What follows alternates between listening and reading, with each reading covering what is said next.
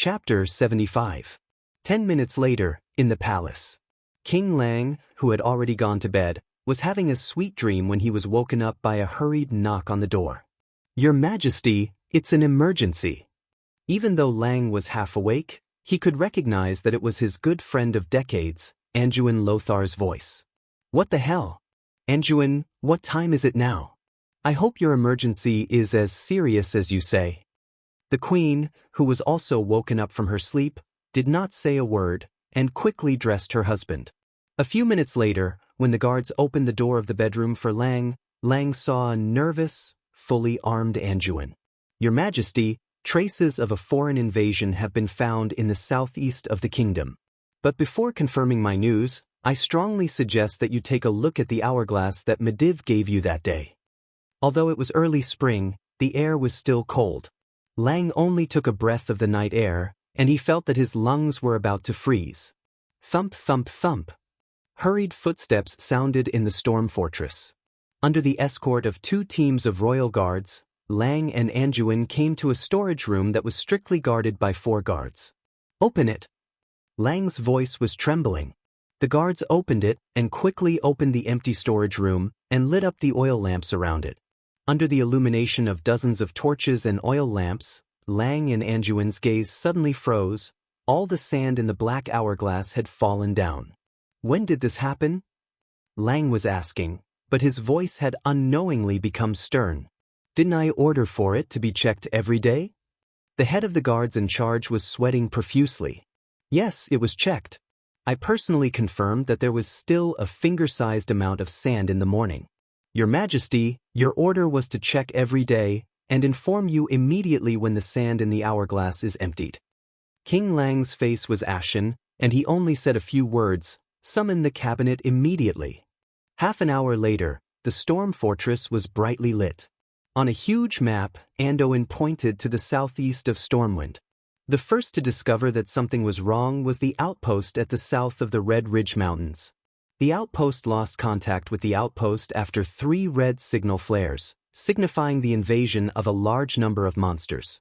2 months ago, the Griffin reconnaissance team that I had stationed at Lakeside Town in Redridge Mountain immediately took off and saw a large number of green-skinned giant humanoid monsters surging out of the Swamp of Sorrows. "Gigantic? How big is it?" King Lang frowned. "According to the magic message, they are about 7 feet tall, and they are generally more muscular than our people. Moreover, they have all kinds of armors and heavy weapons such as axes and hammers." Duke Bolvar asked, "Are you sure it's not a troll?" Anduin shook his head. "No, in order to confirm, 2 of the Griffin Knights even swooped down to observe at close range. One of the Griffin Knights was even killed by long-range weapons." The corner of King Lang's eye twitched. The Griffin, a giant bird of prey with the limbs of a lion and the head and wings of an eagle, was not easy to raise. Despite the Griffin's large size, it could easily overturn a large group of human soldiers in battle. If a Griffin were to eat to its heart's content, it could eat a cow every day. It would be a lie to say that Lang did not feel the pinch after losing a Griffin just for reconnaissance. At this time, a messenger came in. "Your Majesty, Commander, sirs, there's new news." Seeing the latest news, the whole room was dead silent. A small garrison stationed at the triangular junction of the Redridge Mountain had been annihilated. The garrison stationed at the Stormwind Mountain had fewer people, about 500 or so. Even so, the report said that there were no survivors. This was not a surprise attack when they were unprepared. This was a complete annihilation after they had received the warning from the outpost ahead and were prepared for battle. The weight behind this was definitely heavy. The faces of Lang and Anduin had slight spasms of pain, because this meant that their good friend of many years, Medivh, had really betrayed them. At least he had given up his duty as a guardian. Lang twisted his neck that was like a rusty machine and looked at Anduin. "Have you informed the Tirisful Council?" "Yes, but there was no response," an old court mage answered. Lang suddenly had an ominous premonition. However, the imminent large-scale invasion made Lang have no time to care about other things. Among the 7 human kingdoms, Stormwind was considered a strong country, but no matter what, Stormwind could not afford to raise a standing army of more than 100,000 people. For Stormwind, which had a total force of less than 30,000 people, the annihilation of a garrison was not a trivial matter. Most importantly, this seemed to be just the beginning. King Lang pressed his hands on the table and said in a low voice, "Information, I need more information. What the hell is our enemy?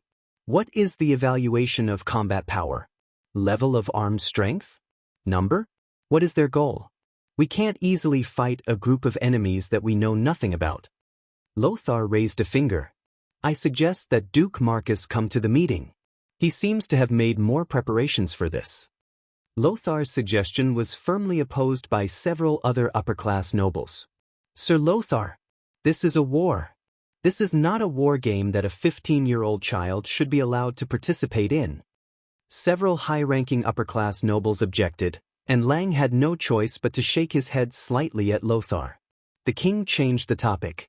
"Anduin, I need your people to organize a hunt and try to catch the other party's captives. If that doesn't work, corpses will do too." "As you command, your majesty. However, I suggest that you declare the kingdom to be in a state of war before that." State of war? We don't even know who the enemy is, and we're declaring the entire kingdom to be in a state of war because of an armed conflict that occurred at the farthest border of the kingdom? What a joke! Marquis Cameron exclaimed. Entering a state of war so easily would definitely be a great damage to the interests of the nobles. It was because a state of war meant that the king could easily order the nobles to pay war taxes, transfer the nobles' private troops, and even temporarily govern the nobles' territories. That was even worse than killing them.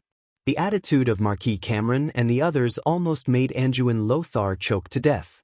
Unfortunately, before more evidence could be produced to prove the seriousness of the situation, both Anduin and King Lang could only temporarily treat this invasion as a border conflict. However, the speed at which the situation deteriorated was faster than everyone had expected. Except for one person, Duque. Chapter 76. Duque had asked himself countless times why Stormwind City could not defend even with the elite soldiers taught by Lothar. Was it because Lothar was forced to attack Karazhan at a critical time? Or was there another reason? After traveling to the world of Azeroth for so long, Duque finally understood something. Because the 7 human kingdoms all implemented the incomparably stupid aristocratic enfeoffment system, some things were destined to be irreversible. Unlike any centralized country, the backward enfeoffment system had its inevitability. In this era where transportation was incomparably bad, it was practically impossible to gather troops in one place and have food and supplies from all directions. Just transporting the food over, the terrible soil and wet weather were enough to waste half of the food. In order to avoid excessive food loss, countries often arranged troops in various regions for the various nobles to provide for themselves. The king only had the right to order a certain noble when and where, according to their rank, how many troops they had to send, what equipment they had to use, where to go, and where to attack. However, the king could not order the knights under a certain noble to do anything. This was the so-called vassals of the king's vassals, not the king's vassals. While the king had the right to order the nobles to do something, the nobles could also use their own troops to influence the king's decisions. The orcs had invaded, and like a plague, they spread across the entire eastern kingdoms of the world of Azeroth. From the beginning, when some of the nobles insisted that this was making a mountain out of a molehill and requested more information, the situation was like an express train heading straight to hell, falling straight down. 3 days later, the only thing the higher-ups of Stormwind knew about the orcs was that they had brought back an extremely majestic corpse in a griffin. Other than that, what did the orcs know? How strong were they? How many people did they have? Where were their targets? Stormwind knew nothing about this. However, the group of stupid nobles still forced the front lines to send back more accurate information and refused to send troops, money, and manpower for an illusory invasion, refusing the entire kingdom to enter a state of war. The endless wrangling with the nobles in Stormwind's stronghold made Lang and Andod tired both physically and mentally. When all the blockhouses near the triangular junction between the Elven Forest and the Red Ridge Mountain were captured by the orcs, the nobles panicked. Not only did this mean that Stormwind had lost its connection and control over its eastern territory, the Reedridge Mountains, but it also meant that once the orcs broke through the Reedridge Mountains, they would be able to enter the richest region of Stormwind, the Elven Forest. Compared to the precipitous terrain of the Red Ridge Mountains, the Elven Forest that was situated on the plains was truly without any danger to defend. In the tens of thousands of square kilometers of Elven Forest, there were more than 100 human settlements. If the orcs wanted to, they could completely ignore the defenses of the human towns and cities. They could first divide and surround the towns and cities, then annihilate them one by one. These settlements were the fiefdoms of the nobles in Stormwind, and where their core interests lay. We must not let those damned beasts invade the kingdom. In order to protect our homeland, we will fight to the last man. For Stormwind, for Azeroth. Fight. The nobles who had been slow to react suddenly came to a consensus within an hour. They unanimously requested King Lang to organize a battle at the mountain pass of the Elven Forest into the Reedridge Mountains, and use the dangerous mountain gorge to stop the orcs from further invading. After finally sending the nobles away, Lang slumped on the throne and asked Anduin in a weak voice. In this empty and huge inner court, there was only him and Lothar, the king and the minister. What do you think of this battle? Your Majesty, I am not optimistic. According to the intelligence, those huge green beasts are very good at fighting in the mountains. I do not think that they can be stopped by just relying on the terrain. Then what should we do? Let them invade the Elven Forest and destroy the essence of the whole kingdom? Helfmediv is here. God, why do I always forget that he is the culprit of this incident? Lang covered his face in pain. I think we should ask for Duque's opinion. After all, the response from the front line is that the performance of the troops trained by the Naga is obviously better than the other troops, Lothar suggested in a low voice. He may have some smarts, but he is too young and his status is too low. Besides, the great nobles will not tolerate a little kid telling them what to do. Sigh. As the preparation for the war began, Anduin felt that Duque was more and more good. Before the troops arrived, the food and fodder arrived first. In order to mobilize the food needed by the army, Lang had to order the food of Stormwind City to be transferred to the front line near the Reedridge Mountains. However, the spring rain in March made the transportation of food extremely difficult. The transportation from Stormwind City to Gold's Higher Town was extremely smooth because of Duque's road construction. However, the road from Gold's Higher Town to the east of the Reedridge Mountains was so terrible that it made Lothar curse. The muddy dirt road almost paralyzed the entire transportation plan. A large amount of food, armaments, and various supplies were piled up in Gold's Higher Town and could not be transported out. Why is the road from Stormwind City to Gold's Higher Town so good, but the rest is so terrible? Due to the needs of the war, the Lion's Pride Inn in Gold's Higher Town had become Lothar's temporary command post. Lothar, who was looking at the map, slammed the table and cursed. At this time, a sergeant said in a low voice, "Originally, Sir Marcus was willing to fund the construction of the road from Stormwind City to the Reedridge Mountains and replace all the mud roads with cobblestone roads. However, among the nobles, only Duke Bolvar for Dragon agreed. In the end, only the section from Stormwind City to Gold's Higher Town was built." King Lang and Anduin were speechless at the same time, but there was a vague feeling in their hearts. Did that kid Duque even predict this? Impossible. On the 1st of April, which was later known as the first year of the Dark Portal. Despite the harsh conditions, Stormwind gathered 10,000 soldiers and nearly 6,000 private soldiers of the nobles to form a coalition army and set them up at the entrance of the Reedridge Mountains. Looking down from the enormous Reedridge Mountain, there was not a single tree on the barren Scarlet Mountain, and then a sea of green forest in the distance, stretching as far as the eye could see. It was like a distant painting that could be expanded without limit, making everything seem very small in front of it. The Reedridge Mountains were very large, but unfortunately, the V-shaped twin peaks in the westernmost part of the Reedridge Mountains were like a lonely island in the endless sea in front of the vast elven forest. It seemed so lonely and helpless. Chapter 77. Anduin Lothar stood on the peak of this isolated island. Looking at the newly built bunkers on both sides of the mountain path, Anduin was uncertain. He did not know how useful this temporarily built line of defense would be. We've prepared a month's worth of rations, more than 150,000 arrows, and 1,000 spare sets of armor. The logistics officer reported to Anduin. But Anduin was restless because of this. There was nothing he could do about the lack of logistics. He could only hope that the weather would improve.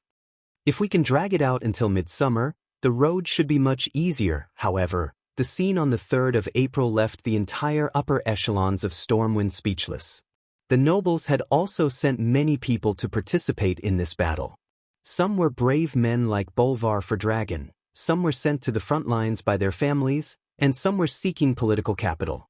In any case, on the 2 nameless peaks of the Riedridge Mountains, there were 2 dukes, 4 marquises, and 11 earls of Stormwind. The number of lower and middle nobles was uncountable. In front of these Stormwind nobles, who had lived in peace for nearly 1,000 years, was a terrifying and barbaric army. At first, the battle cries sounded like distant playfulness in the morning fog. But the moment that green line appeared on the opposite peak, a deafening sound wave and violent drumming came crashing down like a huge wave. The sound wave was so loud that it felt like someone was chopping at the eardrums of every noble present with an axe. The green flood easily dyed the entire opposite peak. It was countless green giants.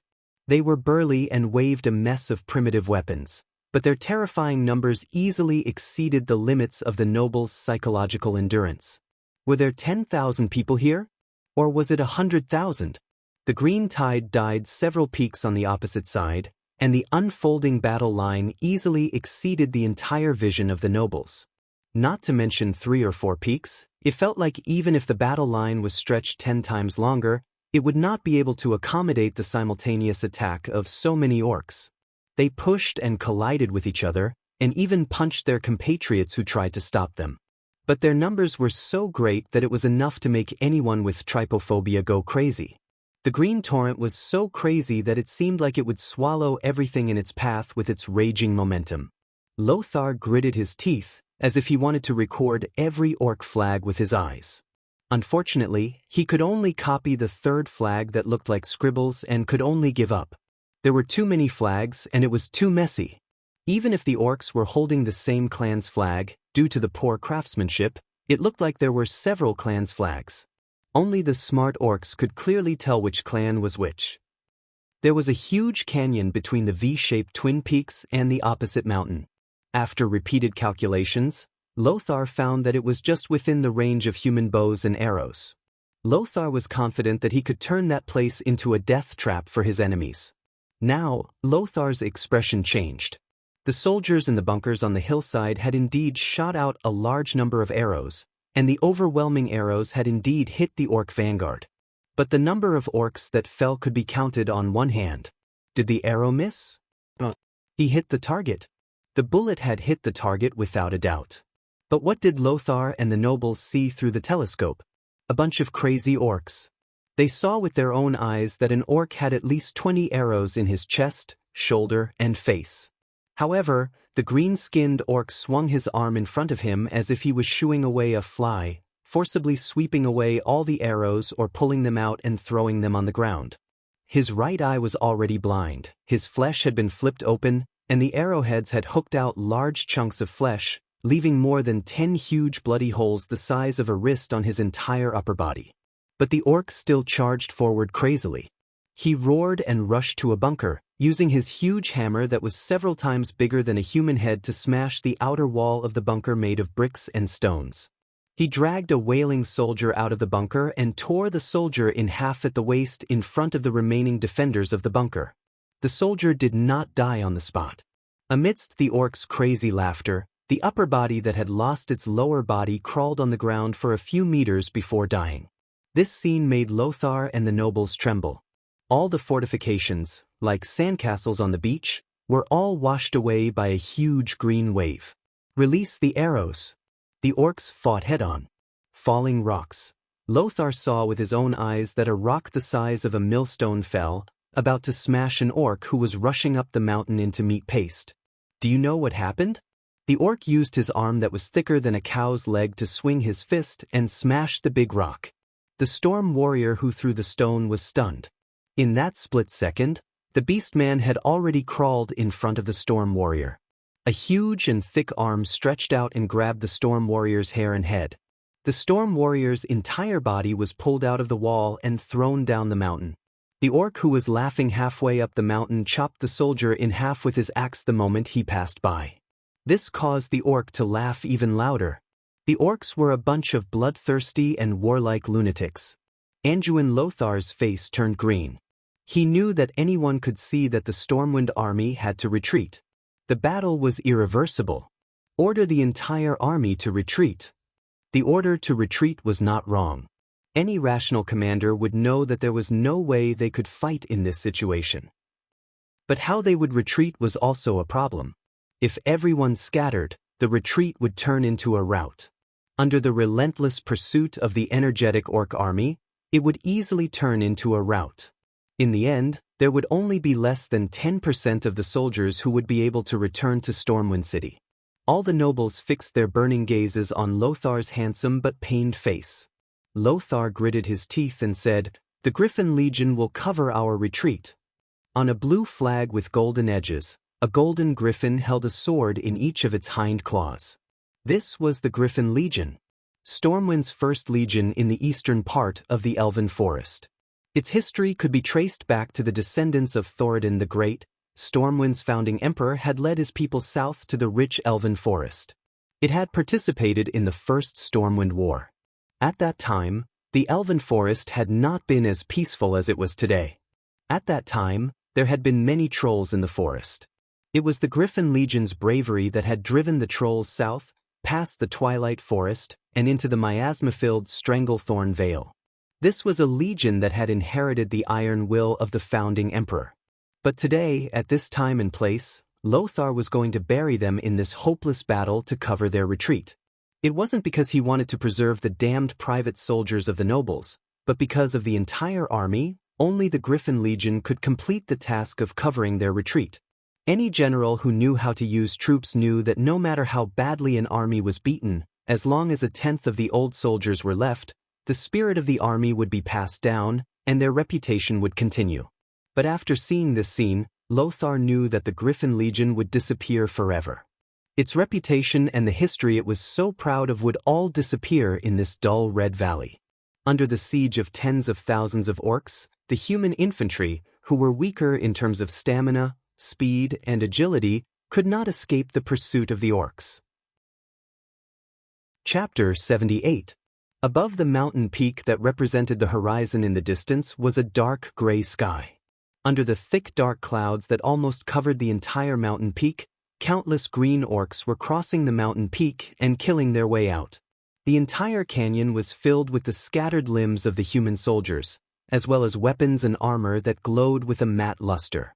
From the initial defensive battle, it had already turned into a scene of an apocalyptic massacre. Apart from the heavy-duty crossbows and a small team of mages that could cause relatively effective damage to the orcs, the human camp could not do anything to the orcs at all. The orcs smashed the pillboxes one by one like whack-a-mole, pulled out the human soldiers inside, and killed them one by one. The entire canyon echoed with the orcs' rude and arrogant laughter. Anduin Lothar, who was in the command post at the top of the mountain, turned pale. He turned to the commander of the Griffin Legion and said in a deep voice, "General Tom Seamus, bring your men and follow me. Stormwind needs a legion to cover the rear." After saying that, Lothar's tall body seemed even taller. Every noble present lowered their heads in shame. They were the ones who forced King Lang to fight a messy battle without knowing who the enemy was. They were the ones who let Anduin and the entire Griffin Legion die in order to protect their own territory. The command post was clearly bustling with people, but all the nobles suddenly felt a sense of desolation. They felt like they had given up on a comrade. General Tom Seamus was a middle-aged man in his 30s with blonde hair and a square face. He was a typical soldier who did not seem like a noble at all. His coarse eyebrows rose along with the bulging muscles on his cheeks. General Seamus stood at attention and smiled as he gently put on his helmet. Before putting on his helmet, He did not forget to tidy up the red tassel on his helmet, which was different from that of ordinary soldiers. It seemed that he was afraid that the orcs would not be able to tell that he was a general. "If I were to go with Sir Lothar, I'm sure I wouldn't be lonely," he said calmly, but there was a sense of firmness in his voice that was almost beyond the scope of his voice. Willing to be a hero for a second? Or a coward for life? Only when a man truly understood these words would he understand where the heaviness of the sword in his hand came from. Lothar turned to Bolvar for Dragon and nodded. "If I can't go back, tell Lang that his good friend Anduin Lothar fought for his kingdom to the last drop of his blood." Bolvar's facial muscles twitched. He suddenly took a step forward, wanting to draw his sword from its scabbard. "I'll accompany you." All of a sudden, Anduin's hand pressed down on Bolvar's wrist, preventing him from drawing his sword. "The war has only just begun. The death of a mere knight is enough. I'll leave the retreat to you, Duke for Dragon." Anduin's voice was so loud that no one could tell that he was ready to die. Bolvar's mouth squirmed for a long time, but he could not utter a single word. In the end, he resolutely turned his head away, and his face was filled with unconcealable pain. "Listen up, I, Bolvar for Dragon, will be in charge of the retreat. Whoever wants to be the first to escape will have their heads cut off." Lothar had even considered this. Without the support of King Lang, Anduin was just a mere knight. But without Lang, Bolvar was still the high and mighty duke. His family background and identity were a deterrent to the nobles who no longer had much fighting spirit. Soon, all the nobles in the command room filed out. The yells of the noble officers could be heard from the back of the mountain. Apart from the soldiers in the small fortress, more than 70% of the soldiers on the mountain began to retreat in an orderly manner. Looking at the green tide in the distance, Lothar's eyes were filled with indescribable complexity. Was it loneliness? Was it sorrow? Was it indignation? Or was it courting death? Tom Seamus returned and stood by Lothar's side. His voice was firm and powerful. "The 5,000 soldiers of the Griffin Legion are ready." To be honest, Lothar did not need to bring up the rear himself. As the commander of this battle, he could totally push the responsibility to the nobles who had been arrogant before the start of the battle, only to tremble in fear at the sight of the orcs. Lang would definitely protect him, but Lothar did not. He calmly put on his helmet and led Tom Seamus out of the command post. "Guards, blow our horn and tell those barbaric bastards that we are coming."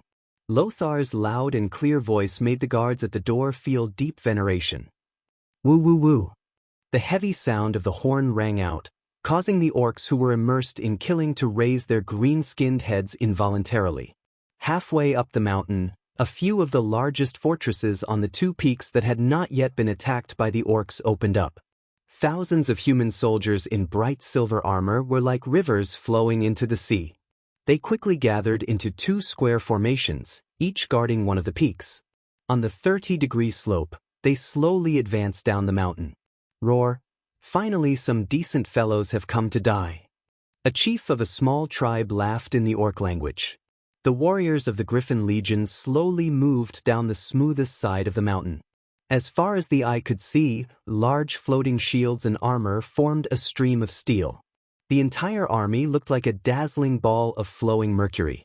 In the gaps between the kite shields that were a size larger than the average Stormwind soldier, one could vaguely see that these heavily armored infantrymen only had half of their faces exposed in front of their helmets. Their eyes were filled with determination. At the very front were all shield swordsmen. From the third row onwards, there were spearmen holding spears that were almost 4 meters long. They rested their spears on the shoulders of the crouching comrades in the front row, which just happened to extend through the gaps between the shields. The fourth and fifth rows of spearmen did the same. However, the angle of the spears in each row was higher. This had been calculated. For the tall orcs, the lowest row of spears just reached their waists. The entire square formation was like an enormous steel porcupine, intimidating to look at. It was as if a forest of spears had risen up, the densely packed spear tips glinting with cold light. If they were up against humans, this would probably be a battle of attrition. Simple bows and arrows were almost useless against this line of defense. But the orcs were different. They laughed sinisterly and roared, waving their extremely heavy weapons as they attacked fearlessly. Giant battle axes swept across, and all that could be heard was the sound of spear shafts snapping. The spear shafts of the spearmen were all specially chosen. Normally, when humans used heavy swords to hack at the same spot, they would have to hack at least a few times before it would break. But in the face of the orcs' immense strength, breaking spears was as easy as breaking chopsticks. Chapter 79. The orcs at the very front naturally paid the price with their lives.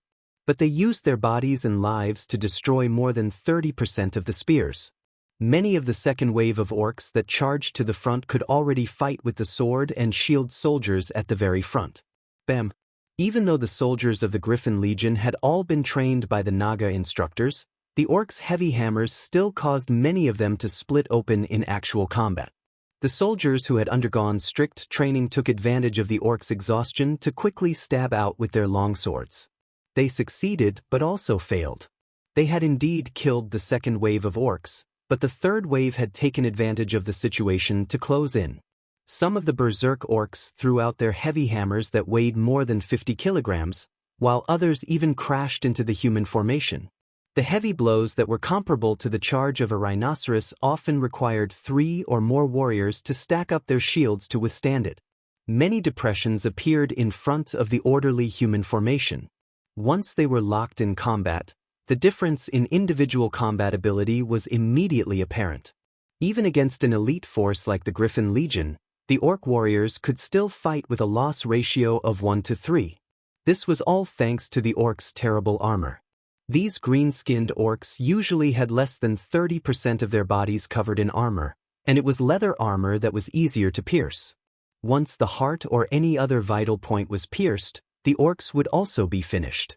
It was just that the orcs' tenacious vitality allowed them to fight for a period of time after receiving a fatal injury before collapsing to the ground and dying. Anduin Lothar waved his heavy sword and fought at the very front. He was perhaps the most eye-catching existence in the human camp. He used a two-handed sword like it was a one-handed sword. His solid but unflashy swordsmanship allowed him to finish off his enemies in the simplest and fastest way. There were already more than 20 orc corpses lying in front of him. The commander should have been at the center of the army. But now that this kind of tactic had lost its meaning and required courage, he came to the front lines. A solid pillar of support could give the soldiers more confidence. On a nearby mountain, General Seamus made the same choice as Lothar. It was a pity that the difference in strength between the two sides was too great. Whether it was in terms of military strength or individual combat power. Every time Lothar cut down the orcs at the front, the ones at the back who were already impatient would immediately fill in the gaps, roaring as they launched crude yet powerful attacks. Less than half an hour into the battle, Lothar believed that he had caused no less than 1,000 casualties to the orcs. However, this number of casualties was simply a drop in the ocean compared to the orcs that were everywhere. Lothar could still fight. He waved his sword and stabbed, hacked, and slashed the ferocious-looking orcs to death. However, he could clearly feel the number of soldiers around him decreasing rapidly. The originally thick phalanx had become thin, and Noxus did not even need to look back to see that it had become deep behind him. There were 3 horizontal formations arranged along the mountainside. Behind the formation were a large number of injured people who were unable to move or had difficulty moving. To make matters worse, there were many orcs that he had never seen before. These orcs were slightly smaller than their brethren. They wore loose robes and carried staves. After a few seconds of crazy chanting, a Griffin Legion soldier would go berserk. Some would rush out of the formation and attack the orcs, only to be engulfed quickly. Or worse, they would slash their swords at their comrades who had been fighting alongside them. Anduin knew that the collapse of the battle line would happen in the next 2 to 3 minutes. "Commander, Duke Verdragon has ordered you to retreat." The voice of the messenger suddenly sounded behind Lothar. "Retreat? How do you expect me to retreat?" Looking at the orcs who were still moving quickly over the mountains, Lothar knew that if he did not stop the orcs' attack, what awaited them would be a faster and more severe defeat. Lothar tilted his head and saw that General Seamus' troops on the mountain peak next to him had not been defeated either. However, their losses were a little worse than his. There were only 2 horizontal lines left.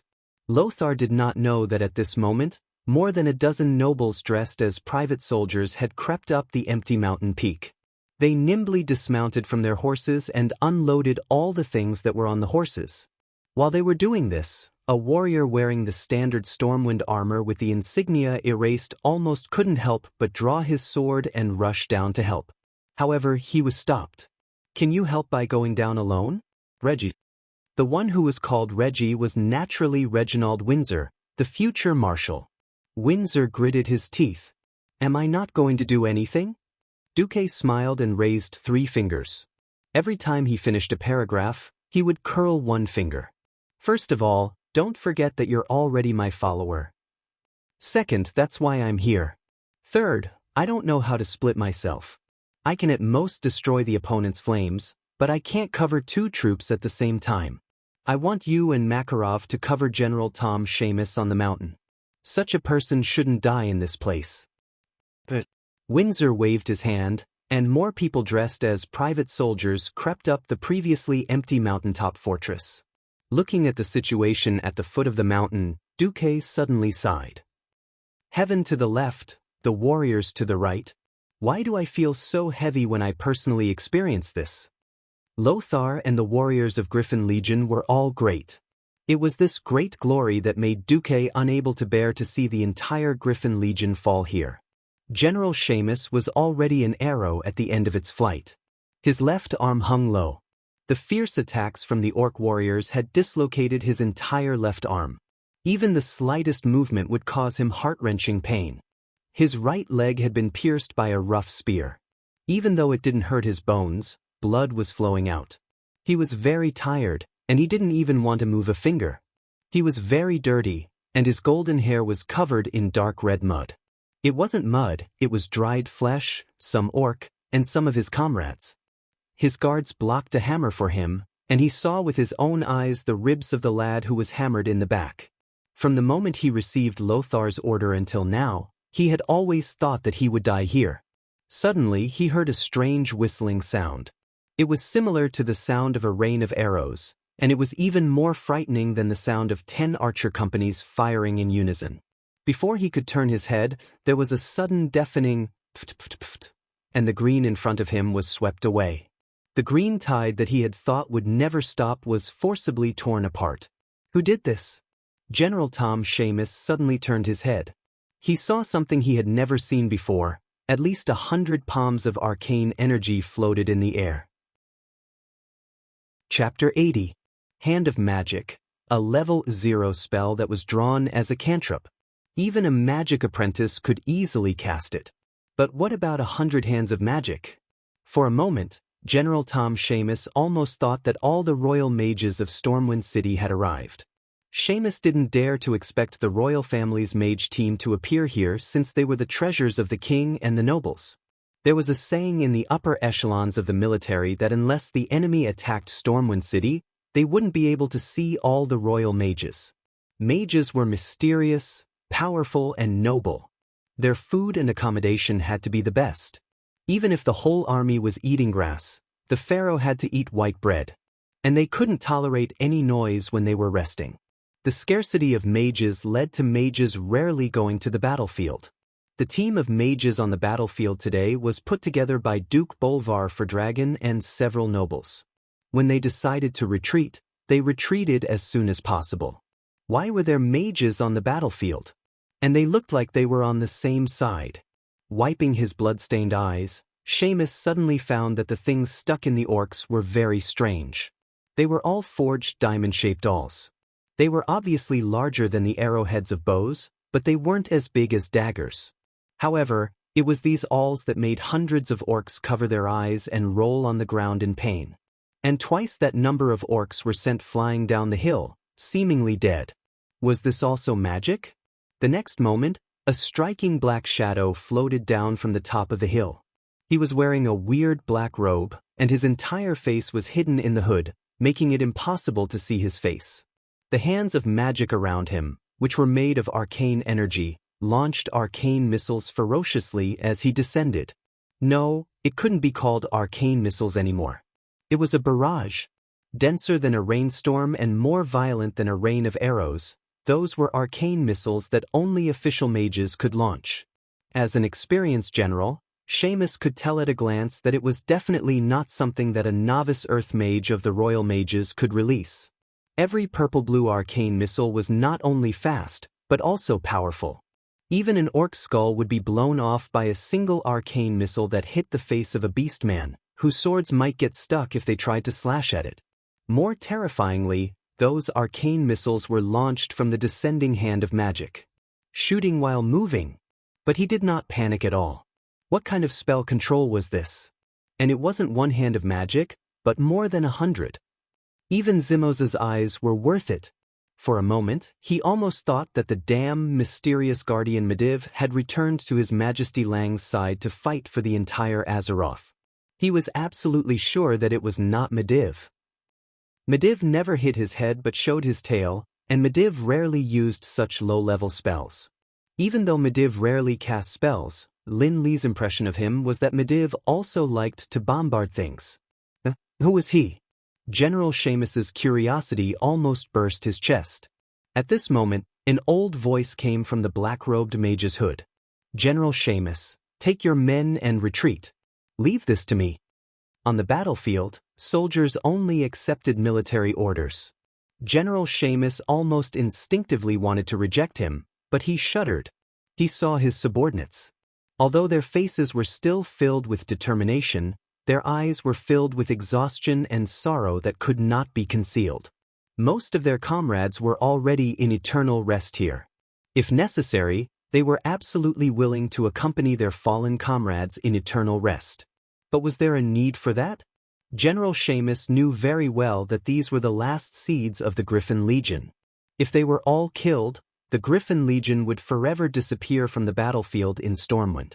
Gritting his teeth, General Seamus roared, "Sir Mage, thank you for your help, but the last order the Griffin Legion received was to defend this place to the death." Under the black robe, Duque was stunned. He did not think that Seamus would be so stubborn. No, it should be said that he was so stubborn. How was he going to convince this guy? Duque was also anxious. He lightly tapped the left side of his chest, and a mage's badge flashed. "His Majesty Rin has orders. You have already completed the task of stopping the enemy. Now retreat immediately. After you go down the mountain, there will be backup to cover you." General Seamus's body trembled. He had been in the army for many years. How could he not tell that the black-robed man in front of him was actually faking an imperial edict? Stormwind had a strict military system. The secrets within were definitely not known to outsiders. He almost wanted to curse the black-robed old man. But the badge of the members of the Royal Family Mage Squad was definitely real. Most importantly, he saw the will to live suddenly emerging on the faces of the young men around him. How could he bear to let so many good lads die in a hopeless battle? "What's the backup? Tell me.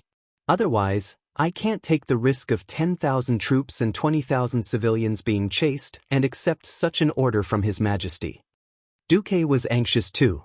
In the end, he told Seamus one of the backup plans through Mage's Messenger. As soon as Seamus heard it, he immediately perked up. "Warriors of Stormwind, listen up. The main force has successfully retreated. We are now retreating in an orderly manner." Seamus's loud shout undoubtedly gave the soldiers of the Griffin Legion a shot of adrenaline. Under the suppression of Duque's storm-like magic missiles, the Griffin Legion on this side of the mountain began to retreat in an orderly manner. On another mountain, Anduin, who was in the midst of a bloody battle, immediately realized that something was wrong. Damn it! How could Seamus retreat at this time? At this moment, Lothar even wanted to kill Seamus. The two mountains acted as a barrier for each other. However, once one of the mountains was lost, it would be easy for the other mountain to fall into the enemy's counterattack. Lothar had witnessed the ability of the orcs to climb mountains like they were on flat ground. In the blink of an eye, the beastmen, who had been out of the archer's shooting range, had gone from shooting arrows to shooting straight arrows. In the blink of an eye, they didn't even need to use their spears anymore. They were already using their swords to fight in close combat. However, Anduin immediately discovered that the orcs on the opposite side of the mountain did not chase after them. Instead, they showed signs of dispersing. It was because the orcs' green skin was very eye-catching under the sun. Before Lothar could react, he suddenly discovered that there was something wrong with the orcs in front of him.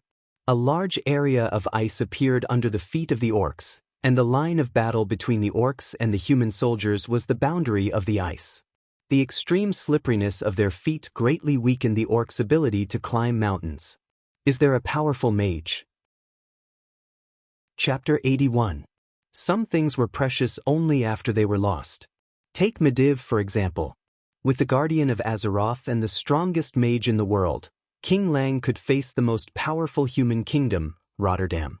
No matter how many beastmen there were, it would only take a few bayou to finish them off. Teach the orcs how to behave. Now, sigh, it's all tears. At this moment, Lothar had yet to confirm that Medivh was the culprit who caused the entire kingdom to fall into a crisis. However, he was clear about one thing. If even the elite Griffin Legion was defeated like this, the ordinary garrison troops and private soldiers of the nobles would not be a match for them. At this rate, Stormwind would definitely be destroyed by the green-skinned monsters. He had thought about it countless times. If he could return alive this time, he would try to persuade Lang to mobilize the 7 human kingdoms to fight against the Green Tide. But that was just a thought.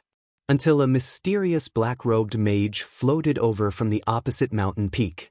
No one would have noticed him, but the problem was that the mage's appearance was too cool. Not only did he freeze the orc's feet as he floated in the air, but he also had more than 100 mage hand that fired arcane missiles non-stop. Mobile casting was not a very advanced technique. Many official mages knew how to do it. But controlling more than 100 hands of magic to fire at the orcs while he was on the move, and almost all of the bullets hit. That was terrifying. Anduin Lothar was almost dazed. Should he say that this black-robed mage was strong? It felt like he was only using low-level spells. Should he say that he was not strong?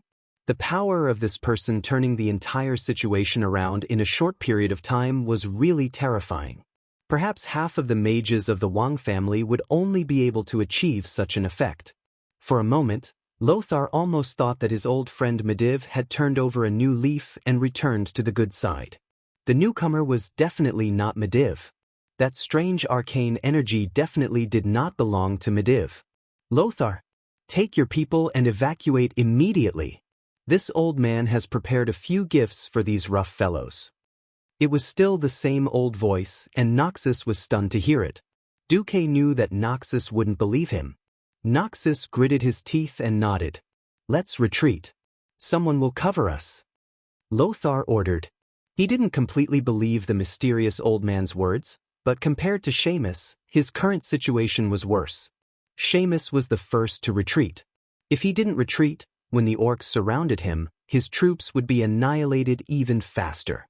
Just as the remnants of the Griffin Legion retreated up the mountain, Noxus finally received the cover that the mysterious elder had mentioned. They were hundreds of strange arrows. Lothar's sharp eyesight clearly saw that these arrows were longer and more peculiar than the arrows of the Stormwind archers. At first, he thought that these were the arrows that the Elven Rangers loved, but upon closer inspection he was shocked to find that these arrows were not fired from bowstrings at all. Similarly, they were not ballistae. Noxus couldn't possibly understand that this was a piece of technology that Duque had brought that could be replicated in this era. As a player who had also played Total War Rome 2, Duke accidentally found a piece of information. He had forgotten about this piece of information, but the system genie managed to find it. That was the Roman heavy javelin. The spearhead of the heavy javelin had been specially made. First, one of the rivets on the spearhead had been replaced with wood, so that the javelin would break upon impact, making it impossible for the enemy to pull it out and throw it back. Then, the great Emperor Caesar had also made improvements to this kind of javelin. He added a hard iron spearhead to the soft metal shaft, so that the javelin's penetrative power was greater. However, the spearhead was not fully quenched, so it would bend after impact and be difficult to pull out. Later, there were light javelins with lead lumps added to the wooden and iron joint. These javelins had a longer flight range. So what Noxus saw was the final version of the heavy javelin after 3 generations of improvements. On the hilltop, hundreds of young fishermen were throwing javelins after javelin with all their might. After several months of training, they were already very familiar with throwing this strange javelin. However, they had no idea that from the beginning, Deity had not trained them to hunt whales, but to make them javelin throwers. Light bows and arrows could not cause fatal damage to the strong orcs, but javelins were different. The heavy and specially made javelins drew beautiful parabolas in the air. They flew over the heads of the stunned Griffin Legion soldiers and accurately pierced into the burly bodies of the orcs. Under the acceleration of gravity, javelins became sharp weapons that spread death. More than once, orcs that had been pierced in their vital parts were sent flying and rolling down the hillside, even crashing into several orcs. Coordinated with Deity's arcane bullets, the javelin team easily suppressed the entire orc army's offensive. The javelins and the pillbox on the hilltops seemed to pour out endlessly towards the orcs. The entire hillside reverberated with the screams of the orcs, the cheers of the Griffin Legion soldiers, and the whooshing sounds of the javelins breaking through the air. Good kill. Friends on the hilltop, from today onwards, we are brothers. The Griffin Legion soldiers had seen their comrades fall one by one, but were helpless against these barbaric and crude green-skinned creatures. They had long since been suppressing a bellyful of anger. Now that they saw the orcs suffer heavy casualties, they naturally cheered. Only Noxus was clear-headed. He knew that this kind of attack could not last for long. Warriors, bring the weapons of your comrades. The future recruits of the Griffin Legion will need the inheritance of the heroic spirits of these brave warriors. Noxus had already realized that the weapons produced by Stormwind City's craftsmen would not be able to meet the needs of such an all-out war. The road to the hilltop was not easy, but it was nothing for the Griffin Legion soldiers who had not yet exhausted themselves. On the hilltop fortress, Noxus took off his sweaty helmet. He was shocked to find that the people who had protected them with their lives were actually a group of tanned fishermen. They were bare-chested and continued to throw bundles of javelins to the orcs as death gifts. The orcs closest to them were also suppressed 100 meters away. Noxus immediately thought of something and walked in front of Deity. "Esteemed Sir Mage, may I ask what is your relationship with Duke Marcus?" "That kid is my disciple for the time being." Deity continued to speak with the voice-changing system that the system elves had helped to create. He spoke in a tone that seemed to be taking advantage of his seniority and age. Noxus was very smart, and he immediately thought of many things. So the experienced Deity actually had such a mysterious and powerful teacher supporting him. No wonder. Chapter 82. If that was the case, many things could be explained. Noxus didn't know that someone had prepared so many backups without him knowing. He shuddered at the thought of the old man in front of him being an enemy. "I know that the situation is urgent, but I still need a reason. Why did you help us?" Noxus stared at Duke, who was disguised as an old man. Deity stretched out his hands, revealing 2 old hands that had been specially made up. He gently pulled back his hood, revealing a white beard. "Just because I'm a human? Is that a good enough reason?" Noxus' body trembled. "Right? What a simple reason." In the face of a strange foreign invasion, it was natural for humans to band together to defend against the enemy. Noxus changed his tone. "We have many injured soldiers. We will not abandon our comrades. Lads, the second stage." Deity clapped his hands, and a group of peasants rushed out from the back of the mountain.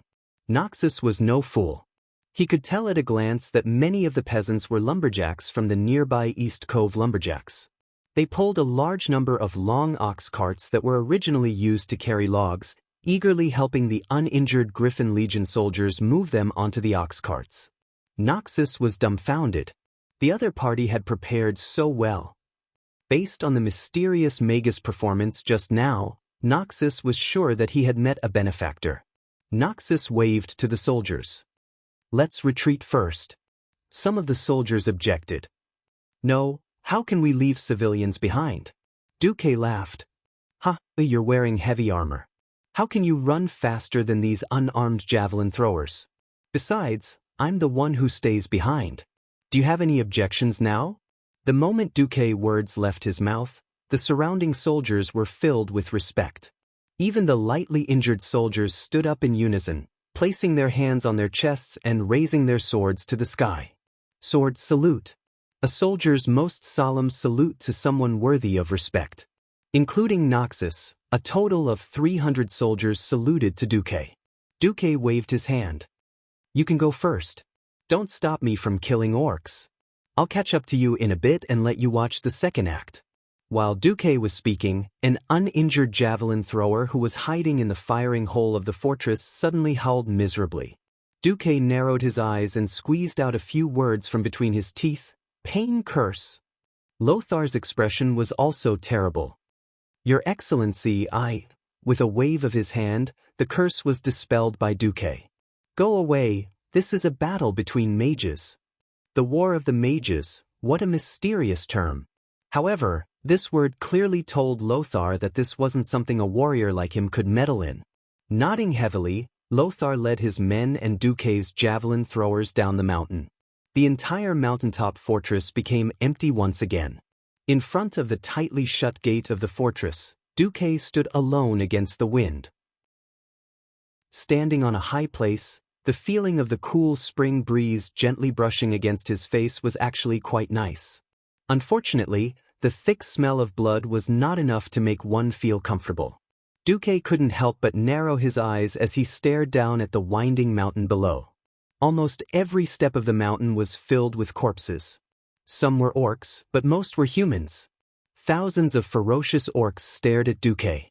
They let out low growls, their pointed fangs reflecting a strange light under the sunlight.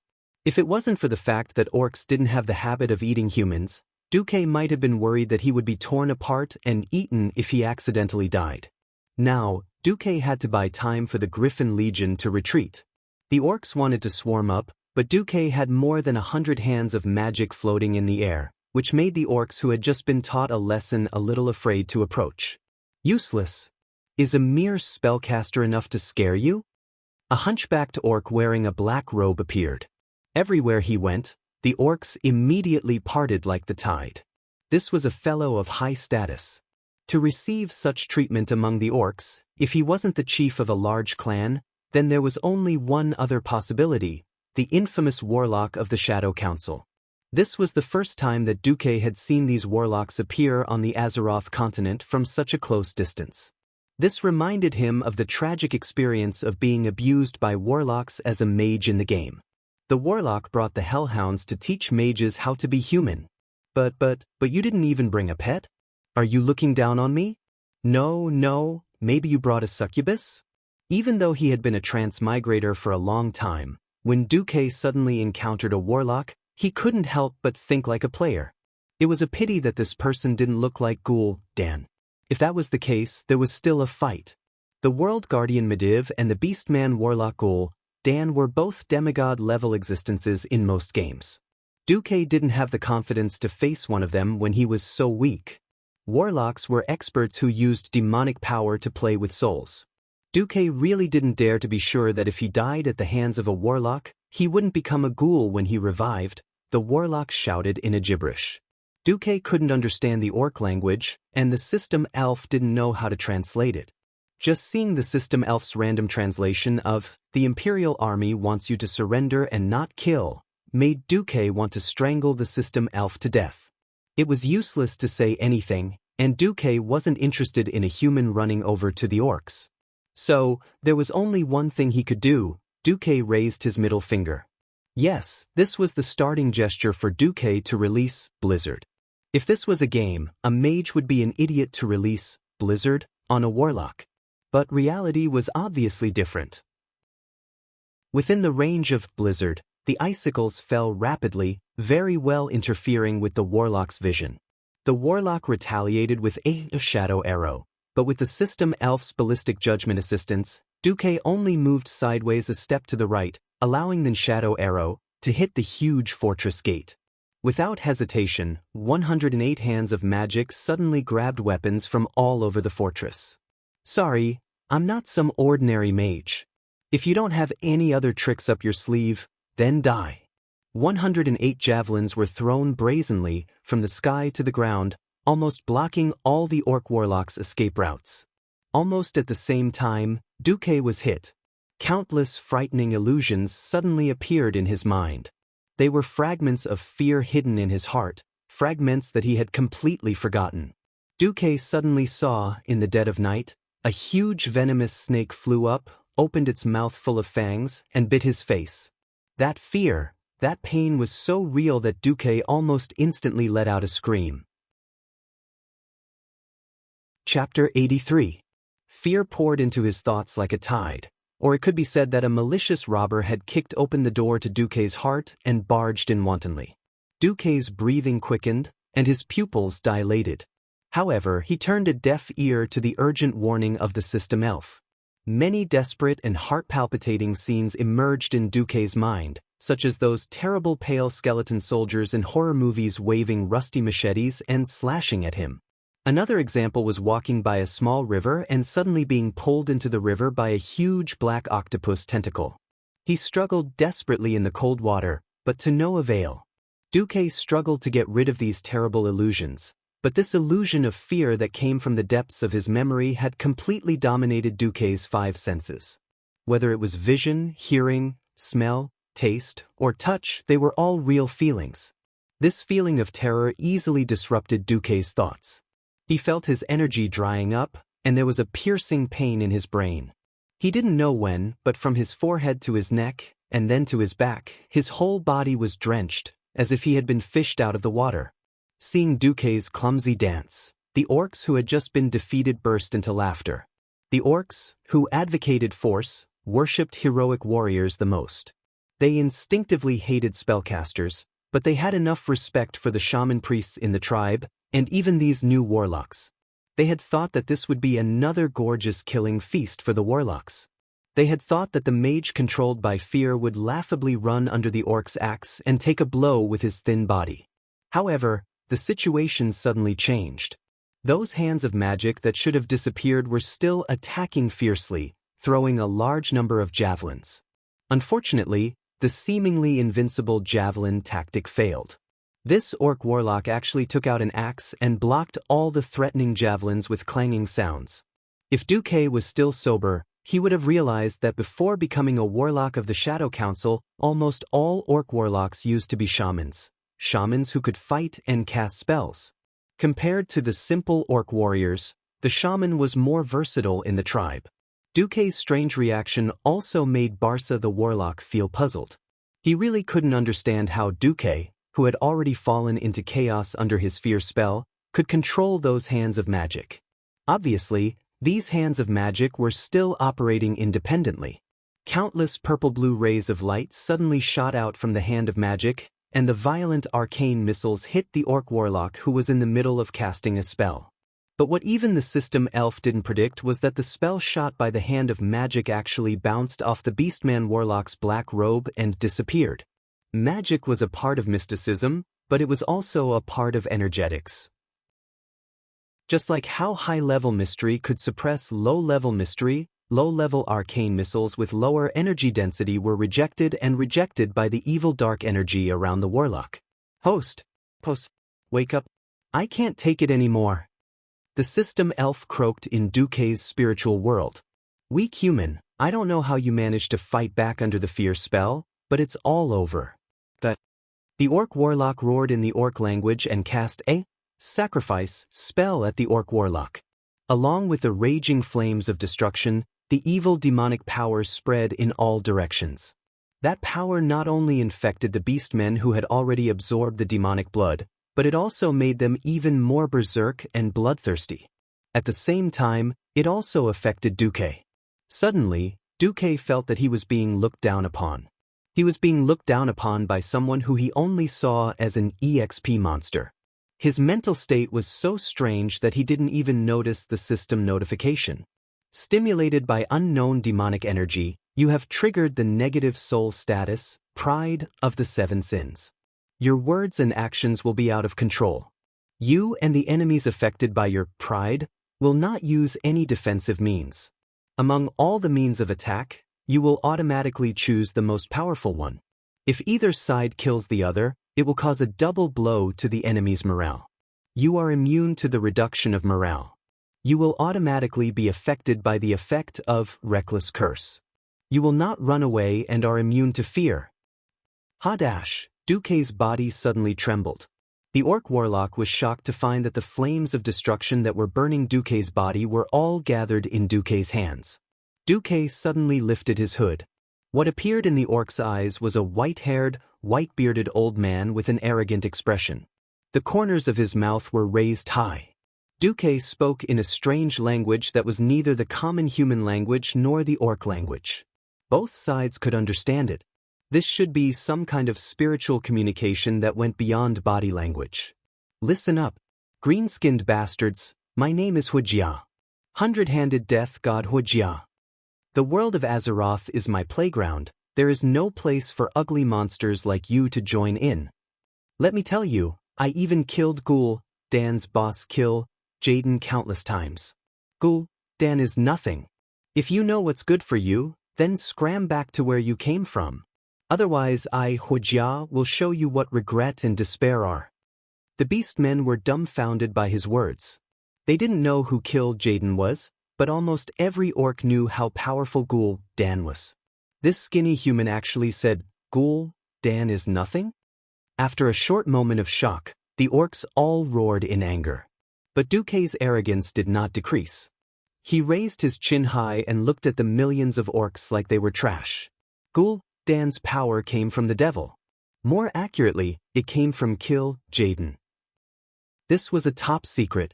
Not many warlocks in Ghoul, Dan's Shadow Council knew about it. But this warlock in front of him was one of them. He stretched out his strong arm and grabbed a chief next to him. Leave this arrogant guy to me. Tell your people not to make a move. Right now, the chief of the tribe was the mastermind. But any chief with a brain knew that the real power was in the hands of Ghoul, Dan and his Shadow Council. The chieftain nodded and barked a few words at his men. Instantly, the entire place was silent. Weak humans. Let me, Balsa, show you how terrifying the power of destruction is. Duke raised a hand and beckoned with his index finger. Come. Chapter 84. Provocation. Absolute provocation. Ghoul, Dan's status in the tribe was second only to one and above tens of thousands of people. The Shadow Council was an organization that controlled the power of the tribe. Every warlock had a sense of superiority. Plus, pride had an effect on Balsa and Duke. It was hilarious. Both parties, who had countless tricks up their sleeves, were actually using magic against each other. Using magic against each other was not uncommon in the battles of the Pharaoh. Completely abandoning defense for an attack was something that had never been seen before. It should have been a hilarious scene, but because both parties poured all of their magic into this attack, it suddenly became extremely thrilling. The tip of Balsa's magic staff was also a skull. If one looked closely, they would realize that it was made from the skull of a high-ranking Draenei priest. The evil Balsa forced this Draenei priest, who once believed in the holy light, to witness the murder of thousands of Draenei children. He was tortured inhumanely and then soaked in a pool of blood to drown him. Finally, his resentful soul was imprisoned in his skull. The wavy evil resentment that this skull staff emitted could be seen with the naked eye. The dark light on the magic staff became brighter and brighter. 3 faint black halos with mysterious runes appeared on the body of the staff. From the top to the bottom, the front, the middle, and the back of the staff formed a cone shape. The largest halo instantly expanded to a radius of about a meter. The 2 halos at the front and the back were rotating clockwise, while the one in the middle was rotating counterclockwise. It was like a strange drill. Gulp. Accompanied by an unknown incantation, an ink-black pillar of light suddenly appeared. It pierced through the curtain of air in front of him, swept away the golden light of the sun, and pierced straight towards Duke, who was in front of the gate of the fortress. The light was so dark that it seemed like it could destroy the entire day and forcefully pull the world into the realm of night. This light also shocked every pair of eyes on the battlefield, and countless orcs subconsciously lowered their gazes. They did not dare to look at it. However, in the next moment, the orcs raised their heads again. They felt a gust of blazing wind blowing towards them, and a scorching hot breath brushed past their cheeks. They could not believe their eyes. At this moment, time seemed to freeze. Sun? There were actually two suns in the world? No, it wasn't a sun in front of him. It was a huge fireball that looked like a sun. With a radius of more than 50 meters, it was enough to burn an entire mountain, let alone a single beastman. In the depths of the orc warlock's red eyes, his pupils shrank to a point. He slightly opened his jaws full of fangs and breathed heavily. The orcs next to him thought he was nervous. Only he, who had personally experienced the battle between the orcs and the Draenei, knew that he had been fooled. This mysterious powerful wizard, in front of him, was just a fake. What high-ranking pharaoh? What human powerhouse? Bullshit. Who was it trying to fool with such a motley and low concentration of magic power? It would be difficult for a true mage to produce so many impurities in their own magic power. Regardless of whether he was an old man or not, his magic level was definitely not high. Barca was enraged. He was truly enraged. He stabbed with his magic staff and shot out all the magic power he had infused into the staff. Go to hell. Originally, Barca wanted to shout out the word, liar, but he was stunned again. He didn't even realize that the magic staff that he was holding tightly had loosened its grip on his rough and powerful knuckles. The speed at which his opponent gathered magic power was too fast. It was not something that a low-ranking wizard could do. Both of them had infused all their magic power, but Barca's casting time was a full 3 seconds. How could his opponent cast it instantaneously? Barca also knew that high-ranking warlocks could greatly reduce the casting time by training their own casting techniques. However, wasn't his opponent's technique too terrifying? The huge fireball came crashing down. The airflow and dust stirred up by the fireball caused all the orcs' whips and hair to fly in the opposite direction. The orcs seemed to be scared out of their wits. This group of rough men who only knew how to fight hand-to-hand were instinctively afraid of this seemingly powerful super fireball. Only Barca's eyes were filled with disdain. He wanted to say, "Watch my shadow arrow, blow up that guy's fireball and turn him into ashes in the shadow." However, the situation changed once again. The huge fireball arrived before the shadow arrow could travel more than 10 meters. There wasn't the earth-shattering collision that Barca had expected. Instead, the huge fireball split into 108. It changed from a brute force, flame blast, to a skillful, rapid fireball. This was no different from letting Barca punch the air. These fireballs seemed to have been dispersed by the shadow arrow, but in reality, they drew bright and blazing arcs in the air. Before the shadow arrow could reach its target, the fireballs had already landed on Barca's body. Bang, bang, bang, bang. The continuous explosions turned into a long explosive sound. Indeed, the fireball that was infused with such a low concentration of magic power couldn't hurt Barca directly. However, the fireball didn't only deal elemental damage. The impact from the explosion was unavoidable. As an old warlock who wasn't particularly powerful, Barca could totally summon a void devil and sacrifice it. Then he would disintegrate it and turn it into a shield to protect himself. If that was the case, even if Duque used another 10,086 fireballs, it wouldn't be of any use, let alone 108 fireballs. However, Barca was more arrogant than Duque, so he wasn't willing to use such a method to obtain victory. It's just a low-level spell, so I'll just have to take it head-on. That was what Barca thought. Of course, he didn't know that it was Duque's soul energy, one of the 7 major sins, pride, that was affecting him at the same time. In the end, under the gaze of thousands of orcs, Barca was beaten up badly. But, wait for my shadow arrow to hit him. Both Barca and Duque didn't expect that there would be a third party involved in this seemingly one-on-one duel. The name of the third party was the System Elf. What should I do? What should I do? After the simulation, there are 98 seconds left before the host's flame blast will lose its effect and he will be killed by the opponent's dark attribute arrow attack. According to my calculations, if the host is killed by a warlock who uses demonic energy, there's a high chance that the host will completely lose his humanity and become a ghoul after resurrection. If the host completely loses his rationality, the system elf will also be finished. Originally, it's my principle not to interfere with the host's decisions. However, the host has lost his rationality. I can activate the emergency plan to protect the host. No one noticed that a mage's hand had appeared between the orc warlock's loose mage robe and cloak. This hand didn't use any kind of spell to attack. According to the calculations of the system elf, with Duque's current level, any spell attack would be ineffective against the orc warlock.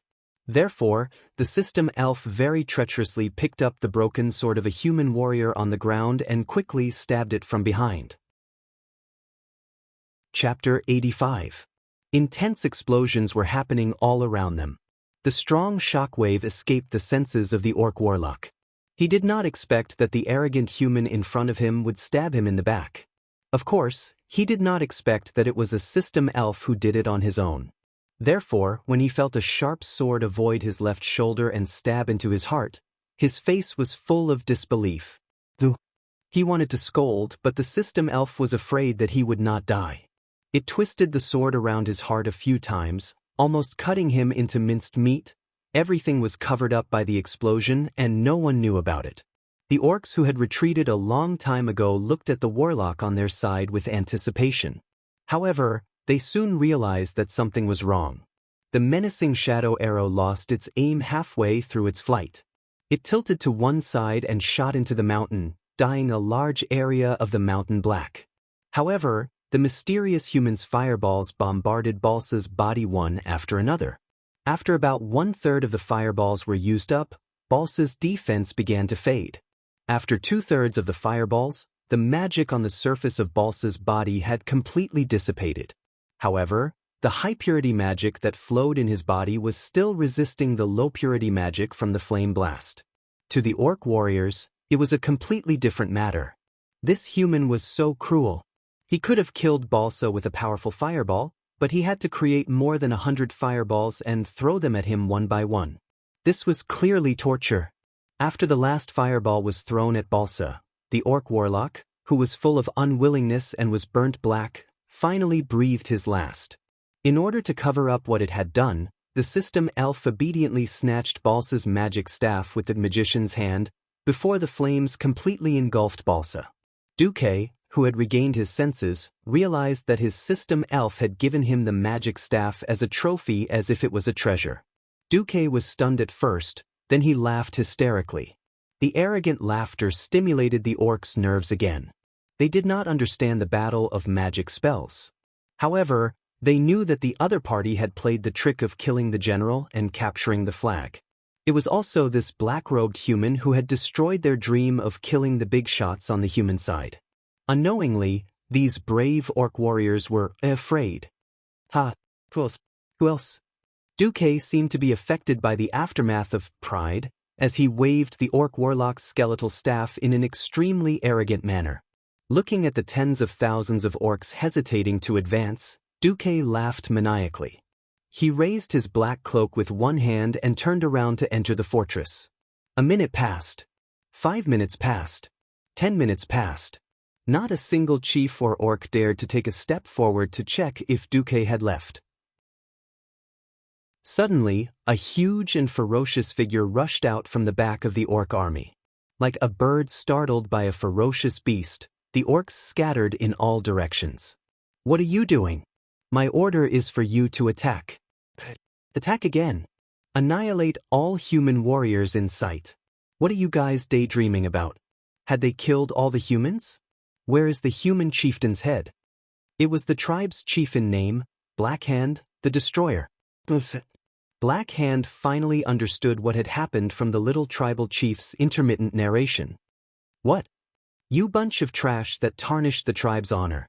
Without giving the little tribal chief a chance to explain himself, the huge warhammer drew a terrifying arc in the air and smashed into the little tribal chief's head with an indescribable force. The upper half of the orc chief's body was smashed into minced meat. Waving the bloodied warhammer, Black Hand pointed angrily at the top of the mountain. The great tribe does not need cowardly orcs. Go after them.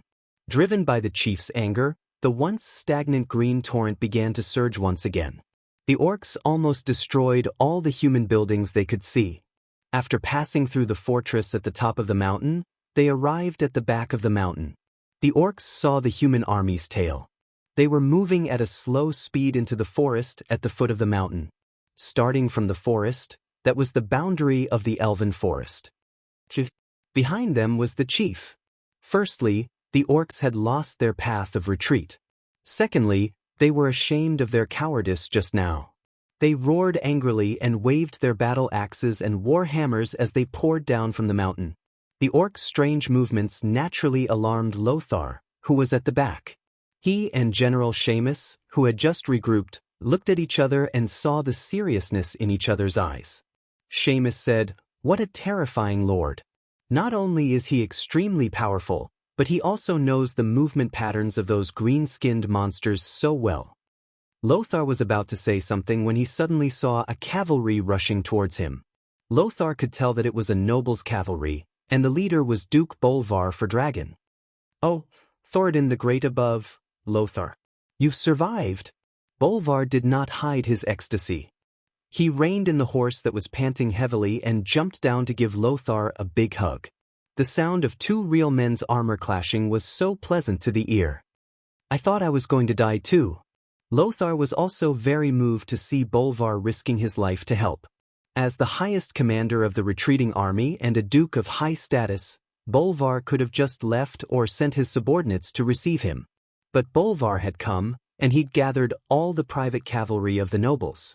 Looking around at the rather pitiful Griffin Legion soldiers, Bolvar's eyes grew moist. "You've done very well." Bolvar turned his gaze to the torrent pouring down from the mountain. "You guys retreat first. I'll help you launch a counterattack before they descend the mountain and enter the forest." It was not a good idea to charge towards the high ground on horseback. Under normal circumstances, this would be the only way to protect the Griffin Legion. Seamus spoke at this moment.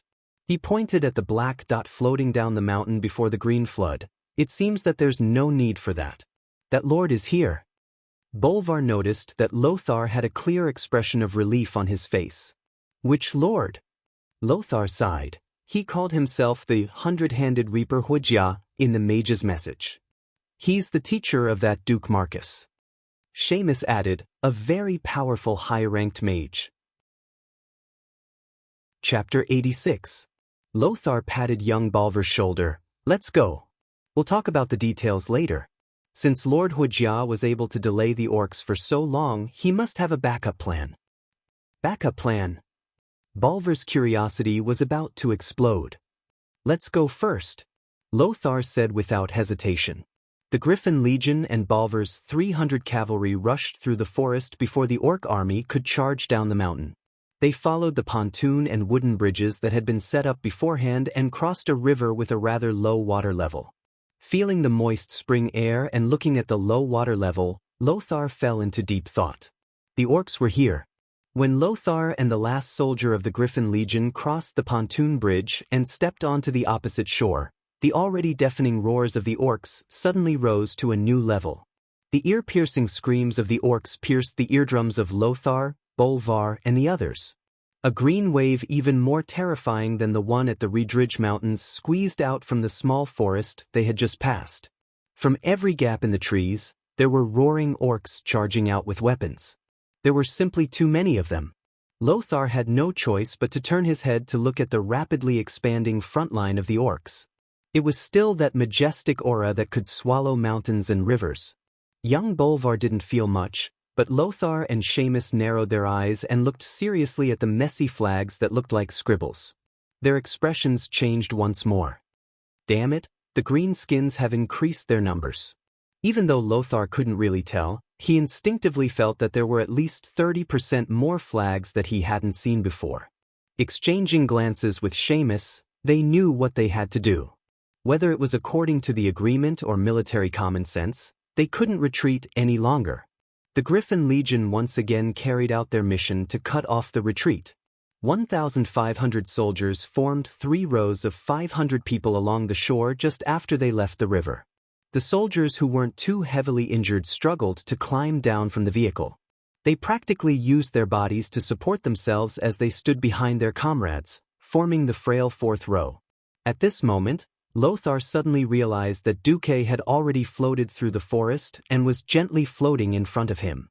Lothar knew that this was the mage's slow fall spell, but to be able to use it so accurately, this mysterious mage's strength was unfathomable. "Hello, Your Excellency Huijia." Lothar took the initiative to greet him. "Hello, Sir Lothar.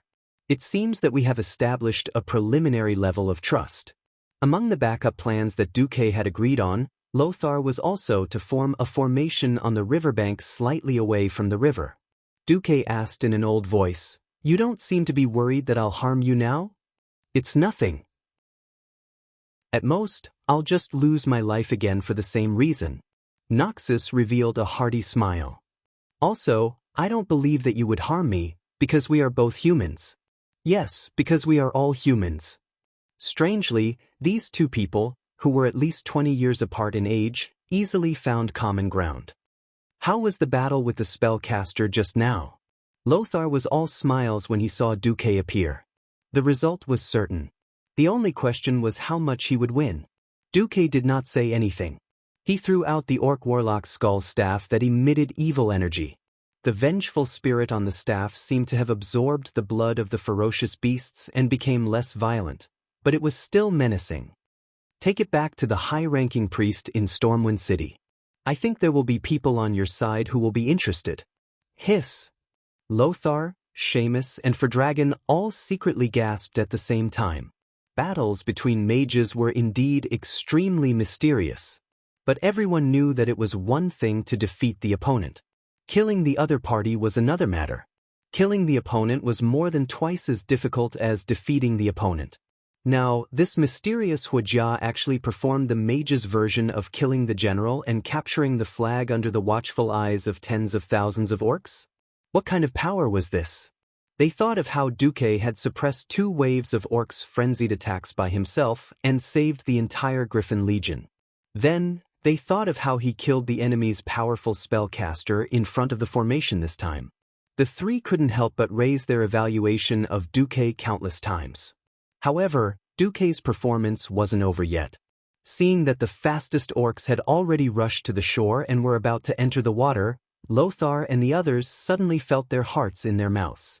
The water of this long river wasn't deep. For humans, the water didn't reach their waists, but for the tall and burly orcs, it was only as deep as their thighs. It wasn't a problem at all. If the orcs were allowed to charge, it wouldn't take more than a few minutes for the vanguard of the orc army to cross the river and engage the Griffin Legion.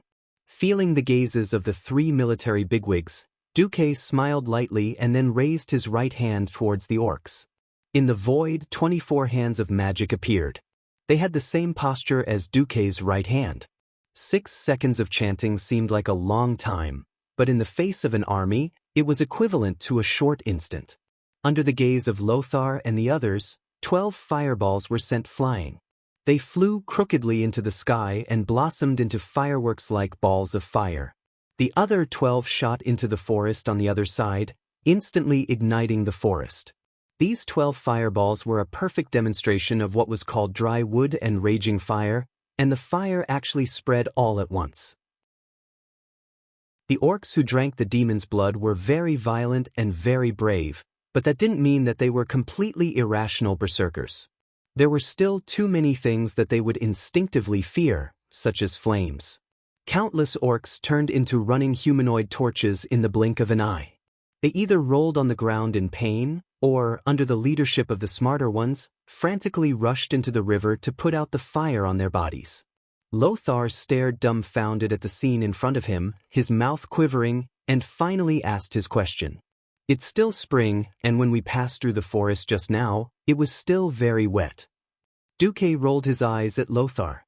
"I can temporarily turn several miles of land into a tundra. Why can't I dry up that small forest a little?" Seamus, Bolvar, Lothar, they were all stupefied. What a terrifying amount of magic power. Was this guy really human? That's right, Duque was using Darson's scorching furnace. His magic power wasn't enough to heat the entire forest to the point of spontaneous combustion, but he could still dry it a little. This was the greatest benefit of inheriting the Sun King's arcane fire circuit. Even though he wasn't a true sky wizard, 3 months of seclusion had allowed Duque to possess a terrifying amount of magic power that far exceeded most sky wizards. Even compared to many Morningstar wizards, Duque's magic power was not inferior in the slightest. Duque's fire stratagem was indeed impressive. At a glance, at least 2,000 or 3,000 orcs were buried in the sea of fire. However, compared to Duque's flawless performance, the corners of Lothar's eyes twitched as he watched the thousands of orcs rush into the river to escape. Chapter 87. That's right, after putting out the flames on their bodies, these crude fellows had already stood up and were laughing at Duque. The beastmen were laughing. Duque was laughing as well, but Duque's laughter was even more carefree and joyful. Lothar suddenly noticed that Duque's eyes were filled with concern for an idiot. What? Was there a backup plan? Lothar was startled. Lothar's guess was right. There really was a backup plan. Did you hear something? Bolvar, who had the best hearing, was the first to ask. In the next moment, not only did Lothar and Seamus hear it, but the rest of the Griffin Legion did as well. At this time, Duque said slowly, "Lothar, you'd better have your men retreat another 50 yards. 50 yards was equivalent to retreating into the forest. From a tactical point of view, retreating into the forest was equivalent to not having a formation. But when he thought of how low the water level had been, Lothar understood what Duque had done. It was the spring flood season, and the river should be rising. Normally, the water level shouldn't be this low. There was only one explanation. Duque had ordered his men to build a dam at Steel Lake upstream of the river to hold back the water. This was done after the entire Stormwind army had passed through and entered the Reedridge Mountains. Thinking of how Duque had secretly used the workers from the East Cove lumberyard, it wasn't hard for Lothar to guess that it was these workers who had helped build the dam. Terrifying. Too terrifying. Who would have thought that this mysterious old magus was not only powerful, but also so resourceful? If he wanted to ambush the Stormwind army, not a single one of them would be able to escape. While Lothar cheered in his heart, he was also secretly shocked. Thankfully, this magus isn't an enemy of Stormwind. Lothar hurriedly ordered his men to retreat. For a well-trained army, this wasn't a problem. 10 seconds later, the Griffin Legion's warriors were secretly delighted to see the beastmen who had been laughing at them suffer. With an earth-shaking rumbling sound that could destroy the mind of any tribal warrior, a raging wave that could blot out the sky and cover the earth swept down from the upper reaches of the river. It was mixed with countless debris and the anger of human beings, pouring down in a furious manner. Before the Horde invaded the world of Azeroth, the Bloodring clan was once the most powerful clan in the Horde.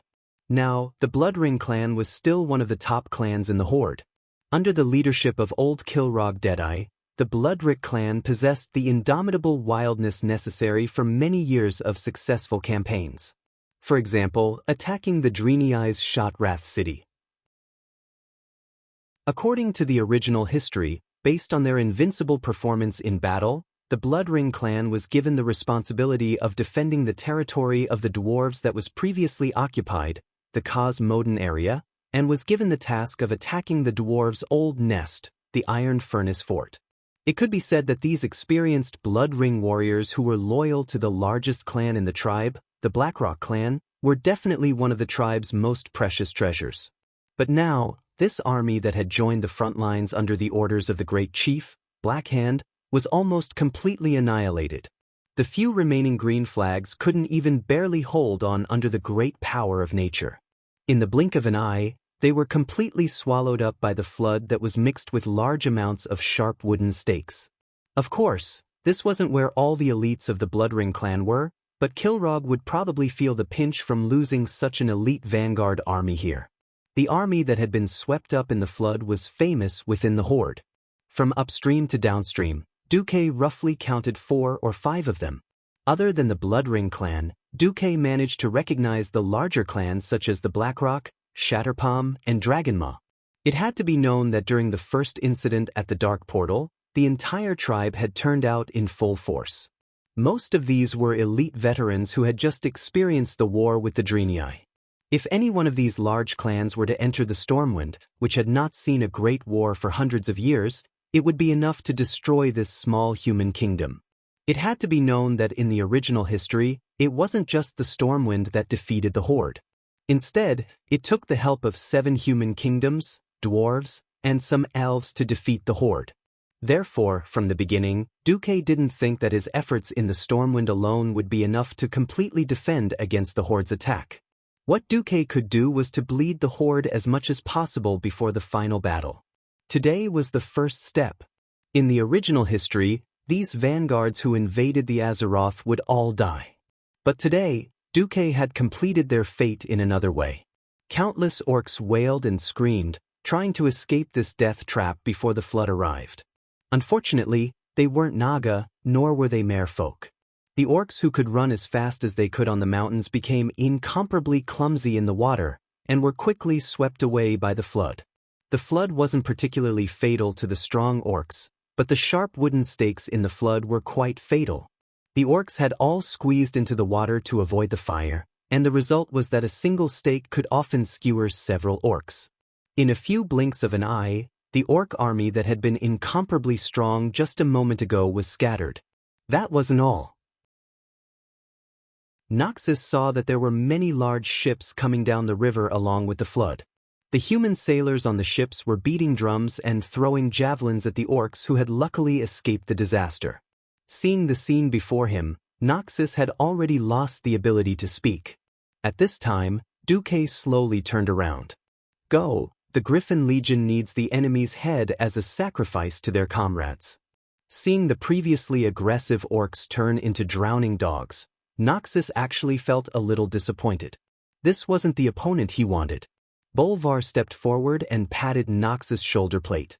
We all know how strong these greenskin creatures are. The Elven Forest can't be defended, and the nobles who have lost their territory need a place to vent. I don't want the Griffin Legion to become a target. Noxus quivered and immediately came to a realization. Yes, he was indeed an outstanding commander. But he definitely wasn't an outstanding politician. In terms of tactics, the Griffin Legion had already done their best. So what? With the Reedridge Mountain lost, the soldiers of Stormwind City couldn't possibly be a match for the orcs in the forest, where individual strength was the most important. The nobles who had lost their territory would naturally choose to vent their anger. It was obvious that the Griffin Legion, who hadn't fought well, was the best scapegoat. Noxus couldn't bear to see them being blamed by the nobles after making such a huge sacrifice.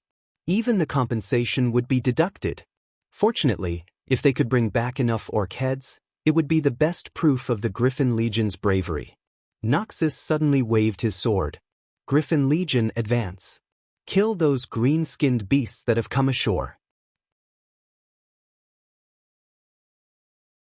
Chapter 88. Noxus could clearly feel the sword in his hand trembling from his rage. The blood-stained blade that he hadn't even had time to wipe off glowed with his will. Was it his determination to defend the human world? Was it his unwillingness to accept the shackles of the nobles? Was it his resistance against his impending fate? Noxus himself wasn't sure, but he knew that the unyielding soul burning within his body was telling him that he and his subordinates needed to drink the blood of the orcs. Duque smiled as he watched Noxus lead the Griffin Legion to charge at the orc survivors who were frantically climbing up the riverbank. No one could swim with hammers and axes that weighed dozens of kilograms. Although the orcs were strong, they had been ambushed and had lost their weapons. How could they gain the upper hand against the fully armed Griffin Legion? They continued to roar, launching fierce attacks at the human warriors even though they were bare-handed. It was a pity that they lacked the heavy hammers and axes that could easily shatter shields. Their attacks weren't much stronger than the wild beasts in the forest. Shield attacks. Mass stabs of swords and spears. Every 5 or 6 warriors formed a small battle group, and they efficiently harvested the lives of the orc warriors. Bolvar's cavalry, who had just joined the battle, did the most damage. They charged downstream at high speed and wantonly killed the orcs on the riverbank. A little upstream from where the orcs had crossed the river, the fire was almost unable to spread in the wet forest. Suddenly, there was a shocking tremor, and many large trees were easily felled.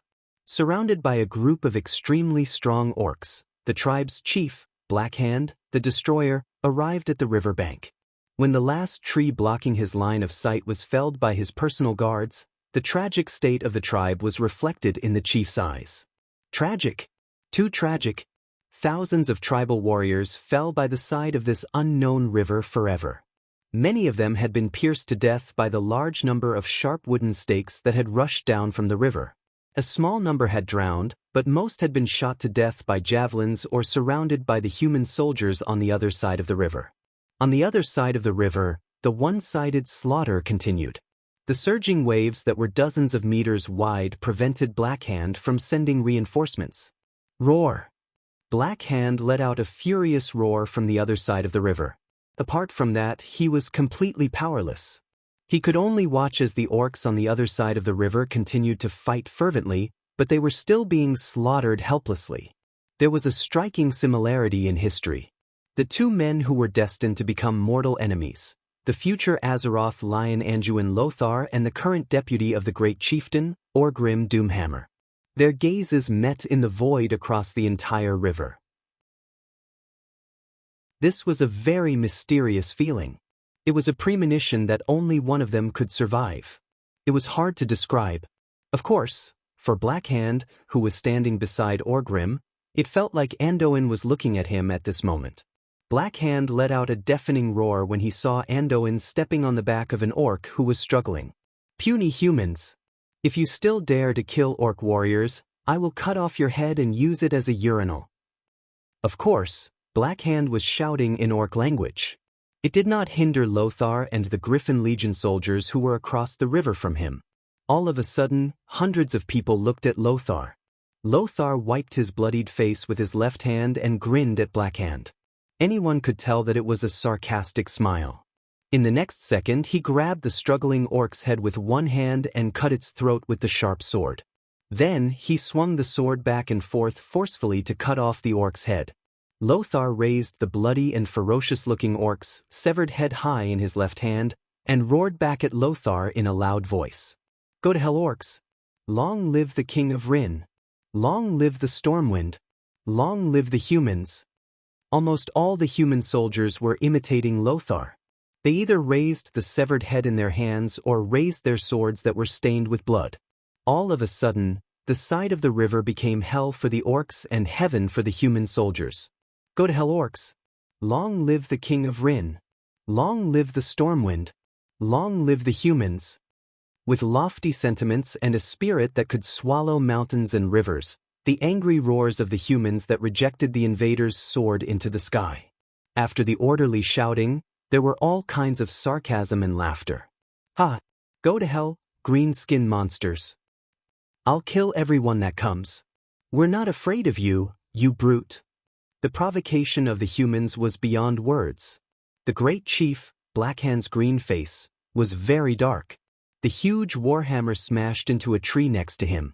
The huge force smashed the entire trunk into pieces, and the broken pieces even injured the orcs next to it.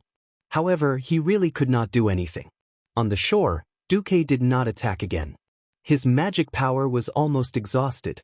Although the arcane fire circuit was still continuously providing him with magic power, he could clearly feel his spiritual power weakening.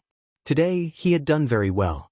Even though the total combat power of the orc army was still strong, he knew that he had done the best he could. In the dark, the long river of fate suddenly lit up with a little light. That light was so weak compared to the entire long river that it was not even considered bright in the light of fate of the billions of creatures in the entire Azeroth. But after all, Duque had cast a new fire seed of fate on this land that was about to fall into the dark rule of the orcs. Perhaps this fire seed would be extinguished. Perhaps at the right time, the fire of hope would extend out from this fire seed and burn all the claws of the demons. No matter what, this was the first time that Duque had tried to change the flow of fate. It seemed that it was quite successful. In this battle, Stormwind lost. Whether it was in terms of tactics or strategy, The defending army led by Lothar was a failure. A total of 3,000 elite soldiers of the Griffin Legion and the same number of garrison troops were forever sleeping at the pass of the Red Ridge Mountain. And their failure also caused Stormwind to be strategically passive. There was no place to defend. In this life, the water of the Stone Tablet Lake benefited more than in the game. Duque played with fire and water at the same time. But this still could not reduce the orcs' advantage in combat. After a short loss, Dan sent out more tribes to invade the Elven Forest from multiple fronts. Their attacks were definitely faster and fiercer than what Duque knew in the history. But that was not something that Duque could control. The soldiers of the Griffin Legion returned to Stormwind City after a few days. In this era, people had a very direct way of expressing their feelings towards the returning army. People would not be stingy with their praise and enthusiasm for the victorious army. As for the defeated dogs, people would give them the cruelest of curses. They should have cursed and mocked them. But towards the Griffin Legion, their expressions were very complicated. Chapter 89. The Griffin Legion before them didn't look like a defeated army at all. Even though they were riddled with wounds, many of them needing the support of their comrades to walk. Even though their armor was full of large gaps or large dents caused by heavy objects, they were still able to move their armor. Even though they shouldered the great crime of losing at Red Ridge Mountain and were blamed by countless nobles and commoners for their defeat. Still, the people couldn't bear to mock and curse them like they were the losers. It was simple. Carts after carts of orc heads accompanied them back. Even though the heads had been simply cured with lime, they still looked unspeakably terrifying. The people could clearly see the orcs' bulging eyes, their sharp fangs that seemed like they could tear a person apart in one bite, and the terrifying rings used as decoration on the fangs. The people could also see the enormous bodies of the orcs being transported back. Large numbers of orc axes and warhammers were displayed in the busy streets. When even the strongest of men couldn't easily wield these heavy weapons, the people finally realized what kind of terrifying monsters the warriors of Griffin Legion were fighting against. The streets of Stormwind City went from silence at first to sparse applause, then to thunderous cheers and applause in the end. The young warriors of Griffin Legion had experienced the greatest ups and downs of many people's lives. Well done. Good job, Griffin Legion. You've done your best. Without your bravery, the situation might have been even worse. For the first time in the history of Stormwind City, a large number of people were giving flowers and applause to the defeated army. At some point, the first warrior started crying. Then came the second and the third. Men didn't easily shed tears. They were defeated. They were defeated, but they were also victors. Their tactics and strategies had failed, but they had at least overcome their fear and survived the trial of iron and fire. Anduin Lothar, Tom Seamus, and Bolvar for Dragon walked through the corridors of Stormwind Stronghold, feeling the gazes of the guards. Even though they had lost the battle, the guards had only now begun to view them as legends. Even before they entered the chamber, they could hear the clamor of voices squeezing through every crack in the door and every crevice. The nobles, who used to be so high and mighty that even speaking loudly was seen as uncultured, were using their loudest voices to ask the king to send troops to punish the evil orcs who had taken over Stormwind's territory in the most bloody way possible. The gate, which was as tall as two people, opened. The entire place fell silent. The air seemed to have frozen, and all sounds were locked in place. Unlike the simplest and purest civilians, many nobles had a more direct view of Lothar, hatred. They didn't care how hard Noxus fought, nor did they care that more than 60% of the Griffin Legion had died. They only knew that it was precisely because of Lothar's defeat that they had turned from nobles with real power to nobles with no home to return to. And this group of border nobles who had lost their territories were also the fiercest in front of King Lang. Seeing that Lothar and the others had entered, the nobles were ready to make trouble. King Lang Rin expressed his support for Lothar in the most direct way. He left the throne excitedly, strode down the stairs, and rushed to the door of the conference room. He gave Lothar a big hug. "Damn orcs.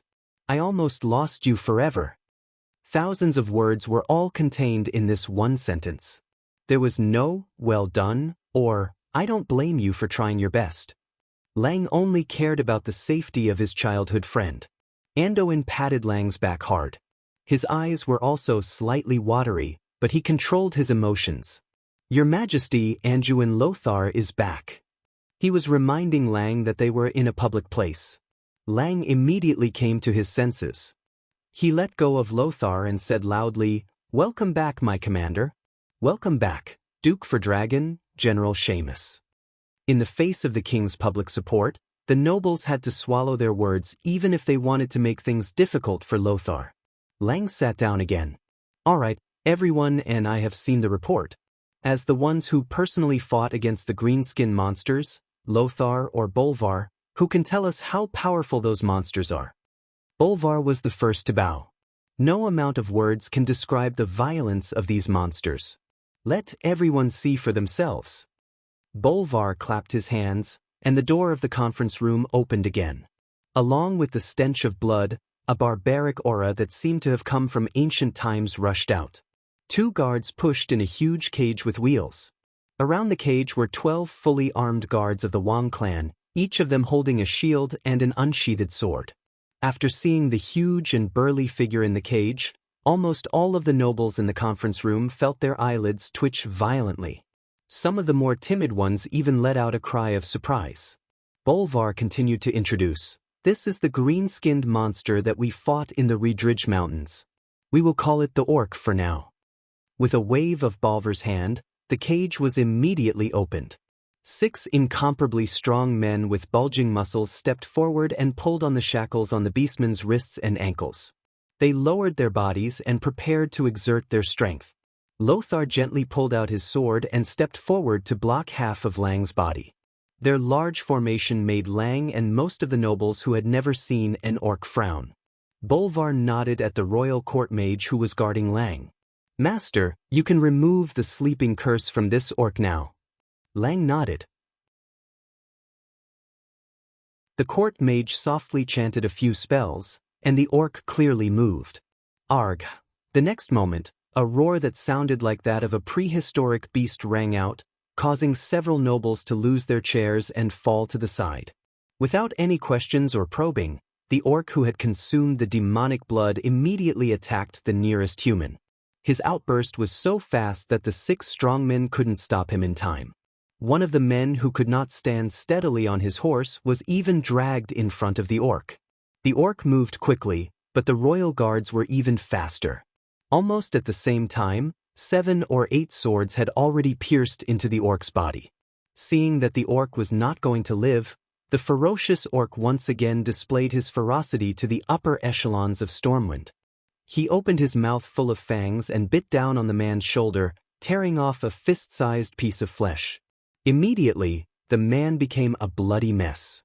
Fortunately, the man tilted his head at the critical moment, or else he would not have been bitten on the shoulder, but on the neck. The orc quickly breathed his last. In the huge conference room, only the low moans of the man and the pungent smell of blood could be heard. Chapter 90. If it had been any other day, there might have been people blaming Bolvar for creating such a bloody scene. Now, no one said a word, for the kingdom was in a state of war. Compared to the nobles who knew nothing about the orcs before, they now had a simple and straightforward understanding of their strength. They began to understand why the vast territory of the kingdom had fallen in the blink of an eye. They began to understand why the elite army that had been trained could not withstand a single blow. It was obvious that it was because of the difference in race. There was an innate difference in combat power between humans and orcs. While the servants cleaned up the scene, the nobles split into small groups and whispered to each other. King Lang was also asking his ministers for their opinions. "You're saying that it usually takes 3 elite warriors to kill a single orc?" Lang did not hide his surprise. "I thought the report was exaggerated." A duke interrupted, "If that's the case, how do we fight?" "There's no way to fight. In terms of pure hand-to-hand combat, even 20 soldiers with weapons would not be a match for a single orc." Noxus added with lingering fear, "If it wasn't for the spells and strategies of the mysterious archmage hundred-handed death god, This would have been the greatest defeat since the founding of Stormwind. Hundred-handed death god? The report you sent mentioned that he seemed to be the teacher of that Duke Marcus. How strong is he? Lang was a little happy, but also a little doubtful. I can't tell. But he was able to repel the siege of thousands of orcs, and even killed the enemy's evil spellcaster and took his staff. I think he should be very strong, but only the Archmage has the right to speak. Noxus asked his servant to pass the orc warlock's staff wrapped in talismans to the court mage beside Lang. The old mage looked at it carefully and muttered to himself, "Even I don't have the confidence to kill the owner of this staff in a one-on-one fight. Not to mention facing the entire orc army by himself. I dare not say anything else, but at least the previous owner of this staff had strength equivalent to that of a peak sky mage. But with such strange evil power, this orc should not be inferior to a Morningstar mage in actual combat." Lang, Bolvar, Andoin, and the rest all felt their hearts skip a beat. To be able to kill a Morningstar wizard so easily, wouldn't he be at least a Radiant Moon wizard?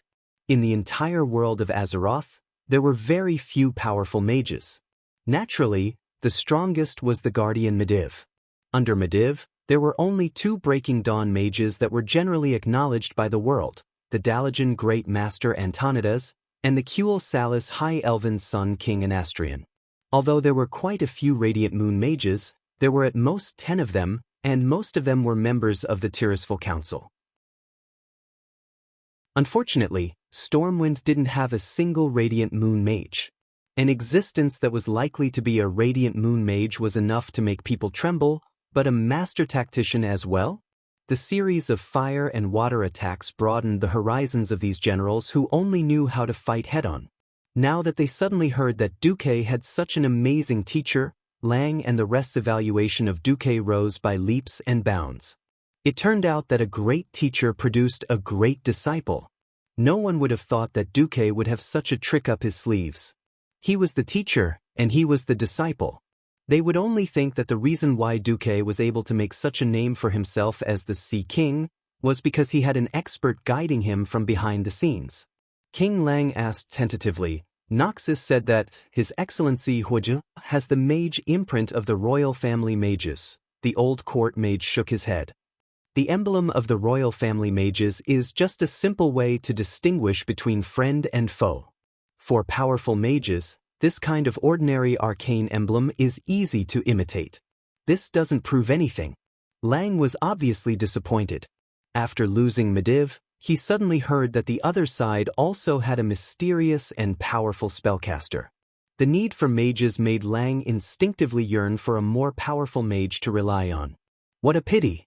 The servants cleaned up the meeting hall, and the hall fell into a mix of emotional and rational arguments. In fact, everyone knew that it was impossible to win with just Stormwind. Preliminary estimates put the number of orcs at no less than 100,000. According to the battle casualty ratio of 1 to 3, even if all the adult men in Stormwind were counted as elites, it would not be enough to kill them. But it was impossible to give up the territory of Elven Forest just like that. As the core of the entire kingdom, more than 70% of Stormwind's citizens lived in Elven Forest. If all the citizens were to move to Stormwind City to seek refuge, just the food problem alone would make Lang's hair turn white. The only good thing is that we opened up the sea route. Now, food from the western wilderness can be continuously transported to Stormwind City through the sea route, temporarily filling up the food shortage in Stormwind City. It would have been better if Bolvar had not mentioned it. Now that he mentioned it, Lang could not help but think of Duque's kindness. There's no other way. We'll ask for help from the other major human kingdoms. These green-skinned creatures will soon not only be a matter of our kingdom, but a disaster for the entire human world, and even the world of Azeroth. Lang's words unfortunately hit the nail on the head. The huge orc army had long been dissatisfied with just half of the Redridge Mountains and one elven forest. Just as the great Mongolian navy's goal was the Sea of Stars, the orcs' goal was the entire world of Azeroth. In addition to attacking Stormwind from the west, the orc army also split up a division to cross the Redridge Mountains and the future Burning Steppes to the north. They crossed the barren lands and killed their way to Dan Maluo in the middle of the Eastern Kingdom's mainland. Yes, the orc army of tens of thousands, led by the Bloodring clan of the tribe, went to find trouble with the dwarves. Not only that, there were also some small tribes who chose to go all the way north, killing their way into the territories of the Kingdom of Torrential Fort and even the Kingdom of Alterac. Since April, Lang had sent out letters asking for help to all countries, but the response of the countries had been slow.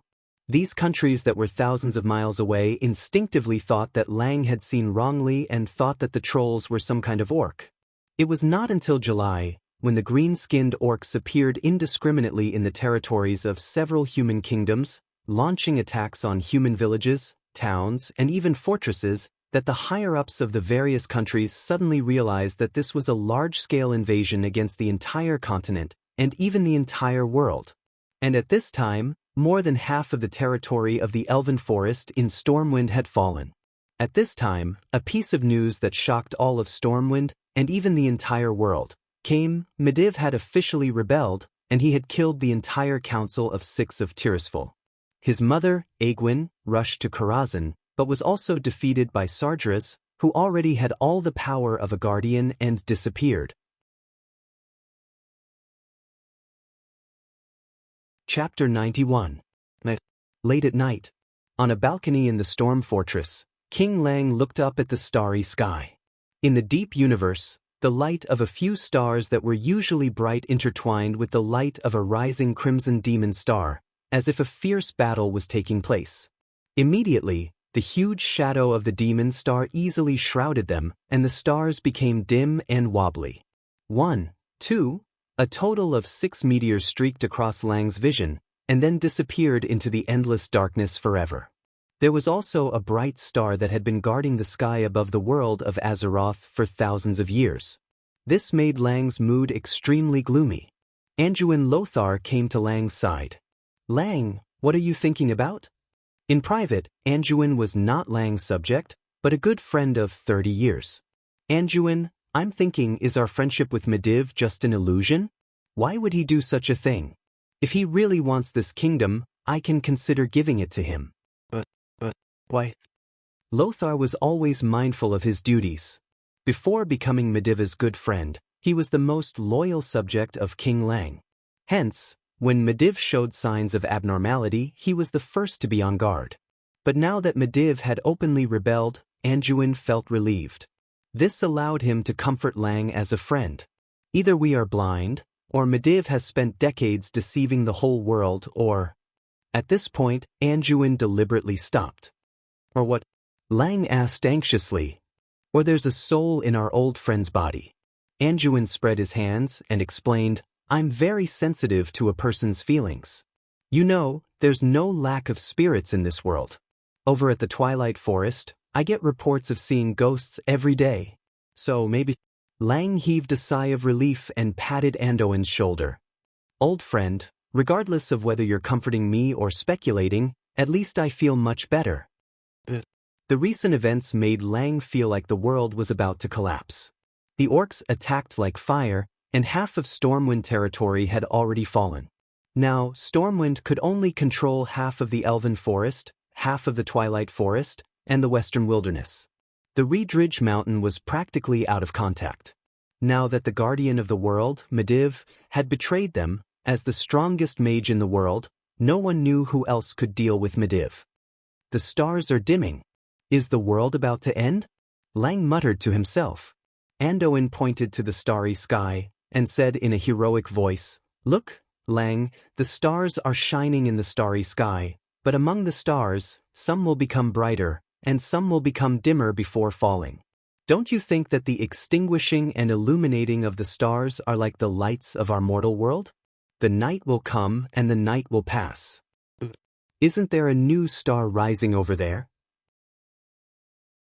Lang also noticed that in the sky in the west, there was a dazzling new star that he had never seen before emitting a bright light. Indeed. Lang suddenly felt much better. "Lang, that's right. We may have lost an old friend. But don't we still have a star of hope like Duque? We have to look forward." "Yes, you're right." Lang paused and said to Anduin, Call Marcus to storm Fortress tomorrow. I think we should listen to his and his teacher's opinions. Lothar pondered for a moment before nodding. Not only Duque, but Duque's teacher, was also extremely mysterious.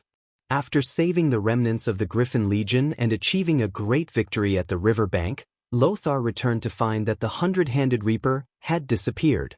He only left a mysterious message for the injured soldiers, saying, "Look for Duque when you need me. I'll come when I'm free." He then ran away. The next day, Lang summoned Duque. It was a very private small reception room, and there were only 3 people in the entire room: Lang, Andoin, and Duque. There was no splendor, no excessive decorations, and not even a throne.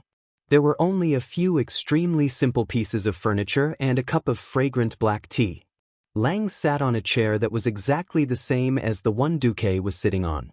After not seeing him for a few months, Duque had grown a lot taller. However, Duque did not grow a beard like the others in Storm City.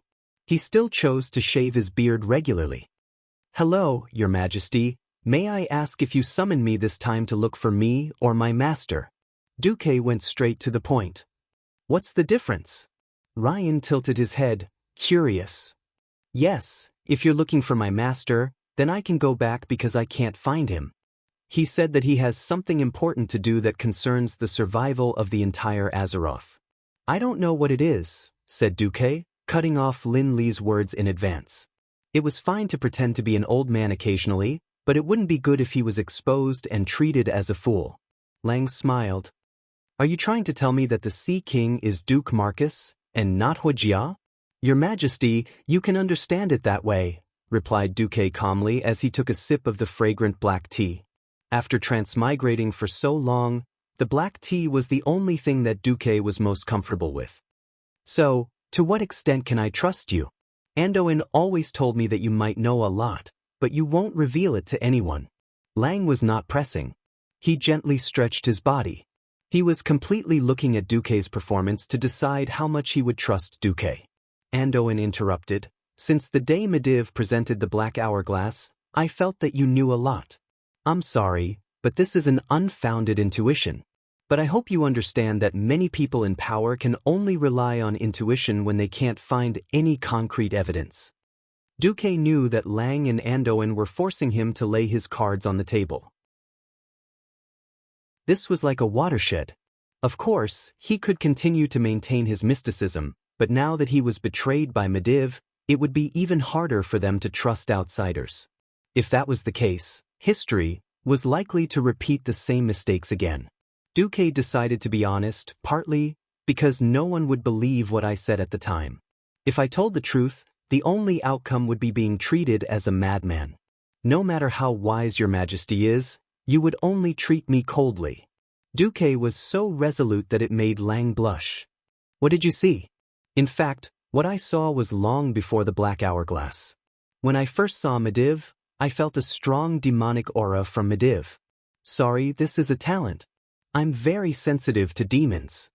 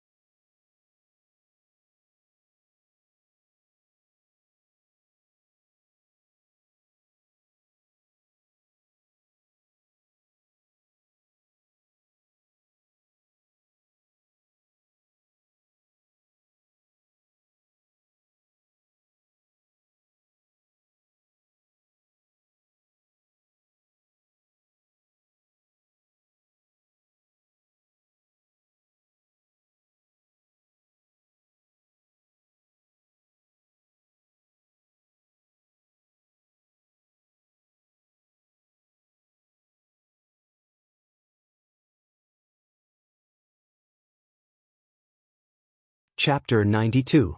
Hiss. Lang and Andoin gasped at the same time. But Duque's shocking words were yet to come.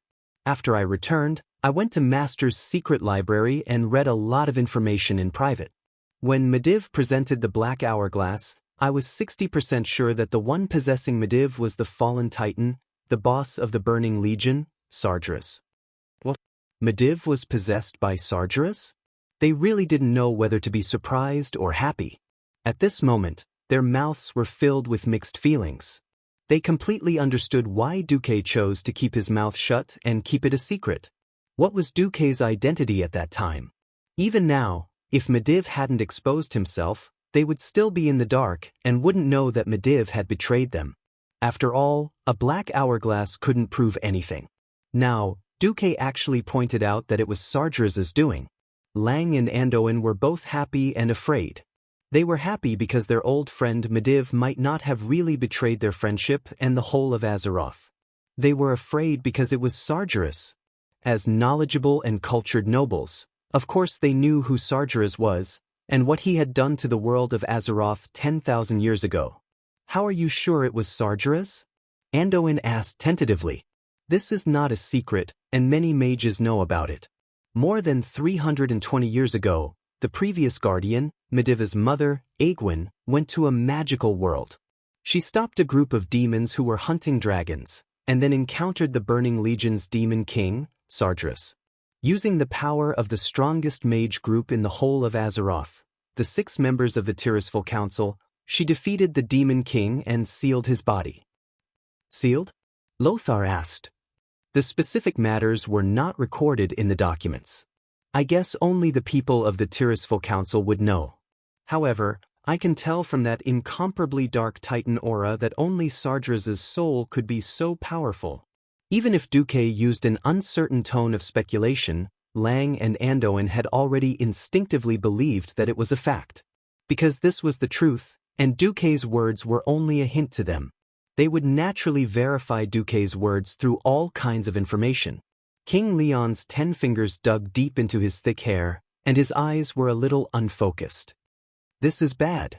If the Demon King steals the Guardian's magic, then the Tirisfal Council will fail. Aegwynn will also fail. Doesn't that mean that no one in Azeroth can deal with Sargeras? Oh my god. Stormwind is almost over. How can I, the ruler of a fallen kingdom, face the late Emperor? Andoin had never lacked courage, but at this moment, his face was ashen. At this moment, the whole meeting room seemed to be under a spell that stopped time. Duque stood up proudly under the stunned gaze of Lang and Andoin. He raised his head and said softly, "No need to say more, Your Majesty. Things can still be salvaged. Please be confident." Confidence may not necessarily win, but without confidence, you will definitely lose. If you don't even have confidence, how can you get the people, the soldiers, and the nobles to support you? Trust you? Since I, Duke Marcus, and Anduin Lothar are standing here, and since there are millions of people who support you before we all fall, who dares to say that the future of this kingdom is bound to be destroyed? If the destruction of Stormwind is inevitable, then let me change it for you with my own hands. From the moment I knew that things were bad, I have been preparing for this day. I had hoped for countless times that it was just my ineffective effort.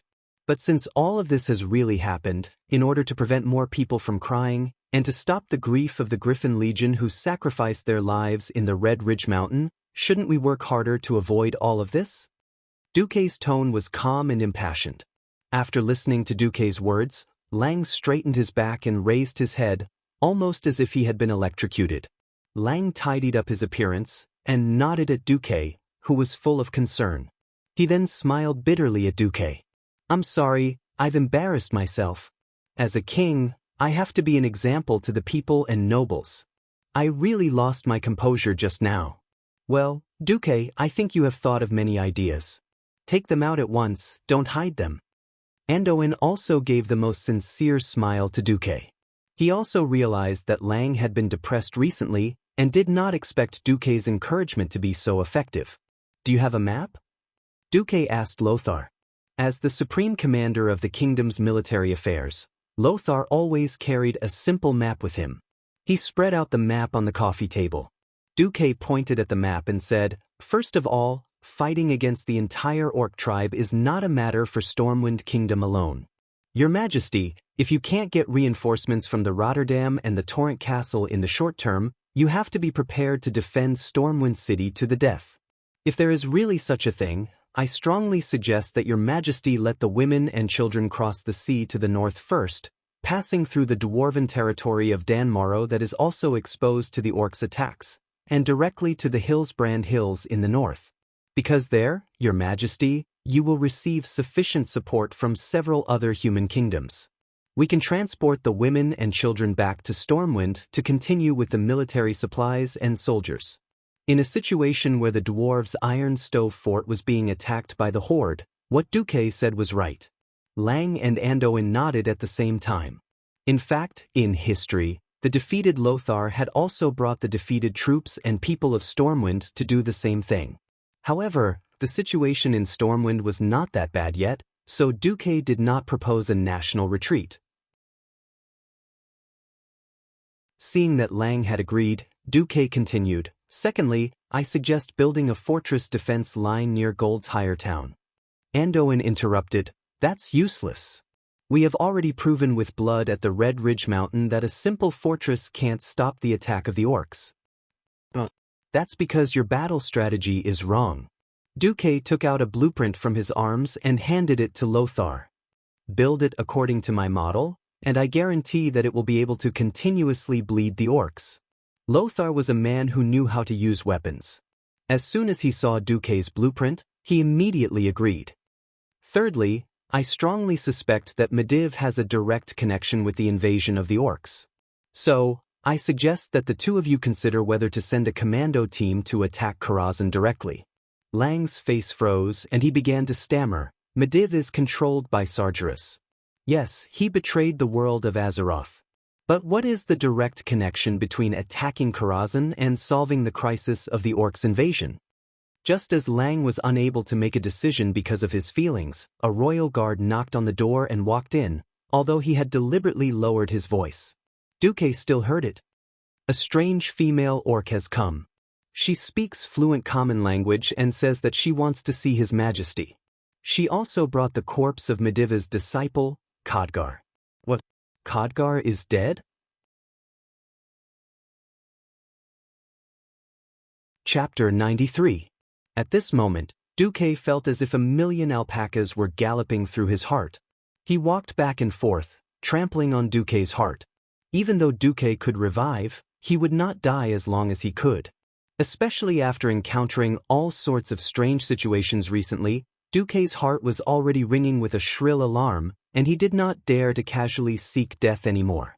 After going through his battle records, Duque discovered that he was in a serious situation of the 7 great sins for the second time. He did not know what the rest of the 7 great sins were, but he could not expect them to be wrath and pride, which were relatively advantageous.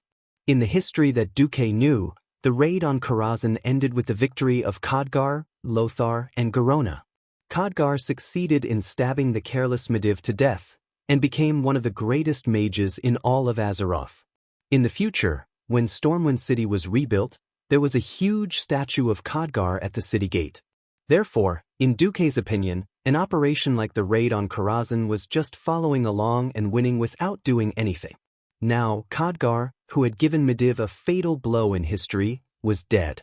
That legendary pharaoh Khadgar, who had accompanied Duque on all sorts of quests ever since he set foot on the Draenor continent, had actually died? He could still remember how powerful Khadgar was. During the long process of the quest, Khadgar would occasionally demonstrate to the mage players what was called the pinnacle of magic. He would use a large area of effect freezing air to teach the orcs about manners and how to behave. He would also use a spatial spell to freeze all enemies and leisurely start teaching them. He would also teleport hundreds of people in one go, leaving the players dumbfounded. He would even use a super expert's ice block to assassinate Garona, who would become a legendary assassin in the future. The opponent could only watch helplessly and scram back to where they came from. No matter if it was the players or the people of Azeroth, Khadgar was like an undying lighthouse in a foreign land, silently protecting the peace of their side. To the enemies that threatened Azeroth, whether it was the Burning Legion or the Horde, Khadgar was a nightmare that made them tremble in fear. Duque didn't have any ill will towards Khadgar. He didn't even view Khadgar as a competitor. But such a Khadgar, a future golden coattail, had died? What else could they do? Duque was a little confused. King Lang and Anduin did not feel anything. They weren't prophets, so it was impossible for them to know that Karthika would be so powerful in the future. They were only making the most intuitive judgment. Khadgar was Mediva's disciple, a talented young man who had just become an earth mage. In war, all human lives became cheap, to the point where human lives could be measured in terms of money, combat power, or even numbers. Perhaps to them, the fact that Khadgar, who was as dangerous as living with a tiger, didn't die would make him more of a spy. A female beast woman who speaks fluent common language? Interesting. It was obvious that King Lang was more interested in this. Noxus said objectively, "Indeed, we have many captives, but there's a language barrier, and these beastmen are very violent. They either attack the guards with their lives or commit suicide. We have no way of getting any useful information. Until now, we don't know much about the origin, composition, and strength of these beastmen." Lang smiled and invited Duque. "All right, my young advisor, are you interested in coming with us to see what's going on with this beastman?" Of course. If he wasn't wrong, this female beastwoman should be the beastman Garona who had killed King Lang. Duke's feelings towards Garona were very strange. From her point of view, she was just a chess piece, a tragic result of a violent beastman warrior and a Draenei woman. She wasn't a bad person, and most of the time, she had the kind heart of a Draenei. However, Duque was clear about what Ghoul, Dan and his Shadow Council had done to Garona. Garona was a puppet. When necessary, Ghoul, Dan could control her body at any time, and make her do all kinds of cruel things against her will when she was conscious. Hence, her kind nature became the perfect disguise for her. The reason why assassins were dangerous was because of their ability to conceal themselves. Although assassins were also divided into assassination and open killing, Duque always felt that the so-called open killing was more like a fierce general who took the head of the enemy's general. Garona was obviously an assassin. In the splendid meeting hall, Lang received Garona. On the right side of King Lang's throne stood Anduin Lothar, and on the left was Bolvar for Dragon. Next to Noxus stood Duque. Seeing how easily Duque gained Lang and Anduin's trust, Bolvar was quite surprised. But now, the focus was on the uninvited female beastman. Duque was also very surprised to see Garona. Unlike his burly appearance in the game, he looked exactly like an ogre. The Garona that he saw with his own eyes had a very enchanting figure. Other than her green skin and a pair of small canine fangs, Garona looked like a wild and beautiful human woman. Only her chest and left shoulder were covered in coarse, cracked leather armor. A mini-skirt-length piece of animal skin was tied around her waist. Below her long legs, she was completely barefoot. Her well-toned and streamlined muscles were on full display. She didn't just have mermaid lines, even her abs were clearly visible. Ignoring the dozen or so guards of the royal family pointing their shining halberds at her, she curiously looked around the magnificent meeting hall. Every chair was exquisitely carved, and the exquisite murals depicting the 7 kingdoms of Azeroth, as well as dwarves, elves, trolls, and other creatures were the focus of her attention. She was like a curious baby, observing everything in the human world. The humans in the meeting hall were also observing her. There was a strange silence in the air. After a while, as if feeling that he could not waste any more time, Noxus finally said, "I heard that you can speak the human language fluently?" "Garona, my name is Garona." Her answer was a little out of place. Khadgar said that humans report their names first. Garona interrupted Noxus directly. "All right, I am Anduin Lothar. Are you the chief of the Storm Clan?" "Storm Clan?" Noxus' face was full of confusion. "I am." Noxus was interrupted again before he could finish. "Aren't you the chief? Then I have nothing to say to you." Garona's thoughts were simple and direct. Even Lang could not help but snicker, but as a king he had to have the dignity of a king. Lang still said loudly, "I am the king of Stormwind, Lang Rin."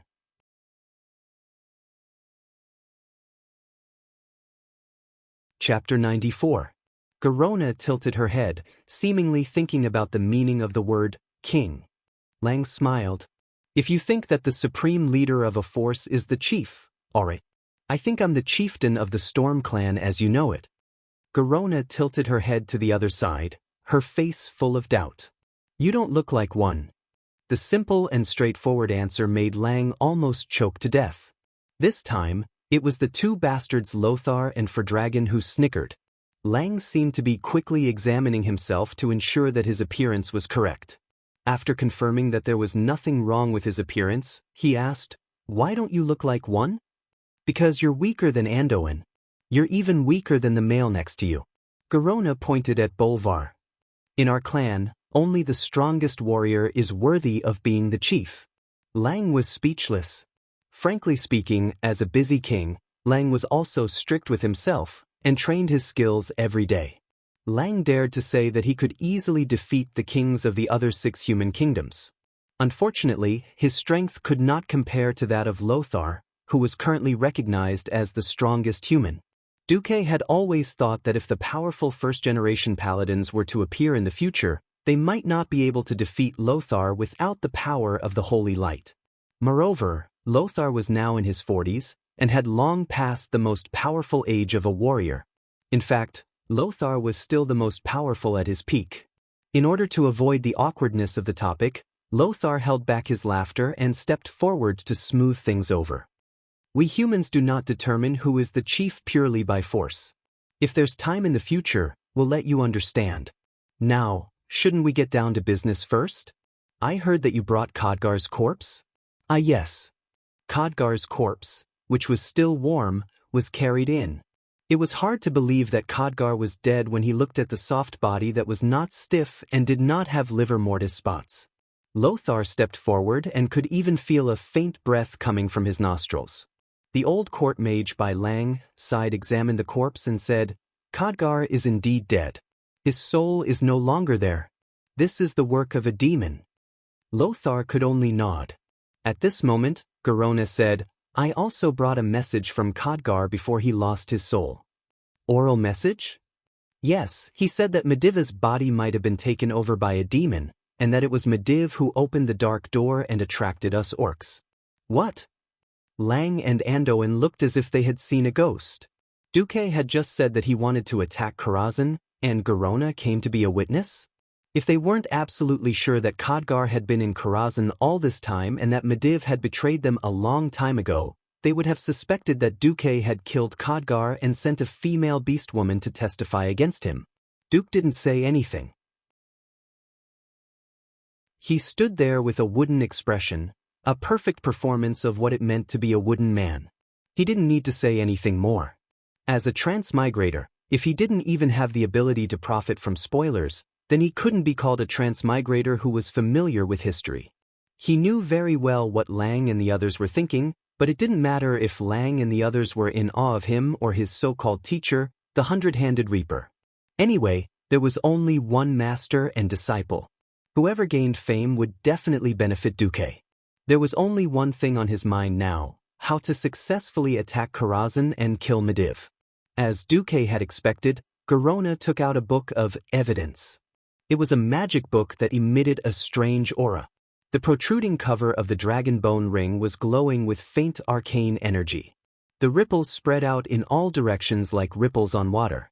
All the ripples formed a net, which in turn absorbed the light and heat from the surroundings back into the magic book, forming a subtle small cycle. More importantly, for no reason, everyone felt the aura of fate. It was a very mysterious feeling. It was as if their future and all their hopes were on this book. However, as soon as they were more than a meter away from the book, they couldn't feel anything. This magic book told everyone that it was different from the others in this way. This is... The aura that flowed out from the magic book shocked even the court mage that Lang trusted the most. Garona handed the book to the guard, who then presented it to the court mage. Sure enough, Lang and the others saw that there was not only information about astral travel, but also a lot of information about the dark portal. Khadgar even used labels to annotate the key pages. The old court mage muttered to himself, "The information should be real, but my only question now is, there are at least 100,000 magic books in Karazhan's library. How could a mere Khadgar easily find this evidence?" Garona was confused. She couldn't understand the doubts of these humans. Didn't Khadgar say that as long as he took out this book, he would be able to convince the chief of the Storm clan that Medivh was the culprit? At this time, Duque's voice suddenly rang out. "Maybe this is a backup plan of the Tirisfal Council. I don't believe that the old cunning fellows of the Tirisfal Council would be so stupid as to let Medivh capture them all after receiving the warning, and not put up any effective resistance." Lang and Andoin both gave Duque a look that said, "You're really amazing." Duque was like a beacon of light in their lives. Every time they were lost, Duque would jump out and point them in the right direction. The old court mage nodded. "It's very possible. According to the information I received, Medivh tricked the 6 of them into coming to Karazhan under the name of a powerful demon appearing in Karazhan, and he needed the council's help. But how can we prove this? Can I take a look at the magic book?" Duque. Lang nodded lightly. So, Duque held the thick magic book and started pacing left and right. Duque couldn't understand the magic book itself. It was encrypted in Elven language, and even 99% of the elves wouldn't be able to understand it. He was waiting for an opportunity. As he paced back and forth, he moved the magic book closer to Khadgar's left arm. Then a miracle happened. A mysterious shadow in a black robe appeared in front of everyone in the meeting hall. He waved in Khadgar's direction, guiding him over. Khadgar's response was his left arm that was glowing. The old court mage muttered to himself, "Yes. That's right. This is it. The mark of the Tirisfal Council. Only people who work for the council have a magic mark." It attracted the council's backup. Damn, could this be Aladi's aura? Aladi? Lang and Andoin's curiosity was about to explode. Chapter 95. With the old mage's explanation, Lang and the others finally understood who Aladi was. Aladi was the first guardian of the Tirisfal Parliament, but the history of the Parliament was even older than him, because the original operation of the Parliament was not to train guardians, but to fight against demons who were attracted by human beings' abuse of arcane magic in a team way. After the humans learned magic from the High Elves, they did not know how to control themselves. Moreover, the newly established city of Dalaran was the most serious. Their endless casting of magic once again attracted the invasion of the demons.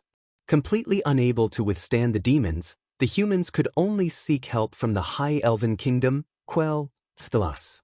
When the High Elves saw that the actions of the humans could once again cause the world to be invaded, they immediately formulated a plan with the higher-ups of Dalaran, the Magacora's council at that time. Many powerful mages formed a secret organization to protect Azeroth and limit the abuse of magic. This was the origin of the Tirisfal Council. As one of the earliest and most powerful guardians, Aladi had unfathomable magic power. If it was a message left by him, it would not be surprising at all. As for Khadgar, even though he was already a dead man, the glowing mark of the Tirisfal Council on the inside of his left forearm still made Lang feel a little uncomfortable. That's right. Even though the former Medivh was also a guardian chosen by the Tirisfal Council, how could a transcendent world guardian be compared to Khadgar, who was obviously sent to spy on Medivh? Even if it was proven that Khadgar's surveillance of Medivh was correct, it did not mean that Lang would accept Khadgar. Fortunately, Khadgar was dead. His death was not worthless. With the old mage's magic, Lang finally saw something that made him determined for the first time. A magic book of this level was a precious magic tool in itself. After the old mage injected arcane energy into it, a holographic projection appeared in midair. At first, what everyone saw were 2 huge planets connected by long black lines. No one reacted. Then, under the old mage's control, one of the ends kept zooming in, and zooming in. From outside the atmosphere, to the huge bird's eye view, to the trees, Lothar was the first to react. "This area is the Swamp of Sorrow?" What entered his vision was a low-lying swamp that was slowly turning into a desert. The water level was dropping at a visible rate. Countless colorful insects crawled out from every corner of the swamp and fled in all directions. The earth was changing color. It changed from the ugly black and green of the swamp to a lifeless crimson red. Even with his eyes, he could clearly feel that something was seriously deviating. Something was leaving this land with fear. Something else was descending. It was a power that made people feel uncomfortable just by looking at it, making it hard to breathe and stifling their moods. Just by looking at the aura of power, he felt as if the oxygen in his lungs was being squeezed out, and his body couldn't help but tremble. It was the power of evil. That was the power of a demon. This evil was corrupting and affecting the entire land. It was controlling everything and destroying everything. Even the uninhabited black swamp could not withstand this power, and it began to turn into a crimson, filthy desert. What's that over there? Bolvar suddenly pointed at a huge man-made object on the crimson land. The old mage used his magic as instructed, allowing the power of the spellbook to pass over there. The scene before them caused everyone in the meeting hall to lose their ability to speak. A huge door that was at least a dozen stories tall stood alone on the barren red land, and the door frame emitted an ominous dark green evil light. Groups after groups of orcs came out of the door in a mess, but they were scolded by the stronger orc leaders and chased into the nearby empty space. The material used to build the door could not be seen by sight, but it was clear that the design of the door was very much in the style of an ancient temple. At the top of the huge door frame was an extremely ferocious relief of a giant snake with its mouth wide open. On both sides of the door frame were relief sculptures of two hooded human mages wielding swords. As if it was specially displayed, Lang and the rest could see the face on the relief sculpture through the shadow of the hood that should have been shrouded in black fog. The two relief sculptures on the left and right had the same face. It was the face of the former guardian of Azeroth, Medivh. In the next moment, the stone relief sculpture of Medivh seemed to come to life. No, it was completely the will of Medivh descending. The projection of Medivh's head, which was as large as a carriage, appeared in the air of the meeting hall through Aladi's spellbook. Medivh's, no, Sargeras's voice sounded in the meeting hall. Oh, that's amazing. I didn't expect you to investigate to this extent. It was still the smiling Medivh, the same radiant expression. The only difference was that his eyes were filled with evil black flames. Those were the eyes of the demon king, Sargeras. For those who were weak, just looking at that gaze was enough to freeze their blood vessels. As Lang's personal guards, these guards should not lack courage, but Lang was horrified to find that more than half of the guards in the meeting hall had been frightened to the point of paralysis. The rest of them were also rather weak. There were only a handful of people in the hall who could withstand the aura of fear of the demon net. Medivh. No, demon, who are you? What do you want? Although King Lang's voice was a little shaky, he pulled out his sword after all, and stood in front of the projection of the Demon King with Anduin and Bolvar. Nothing, I've done what I wanted to do.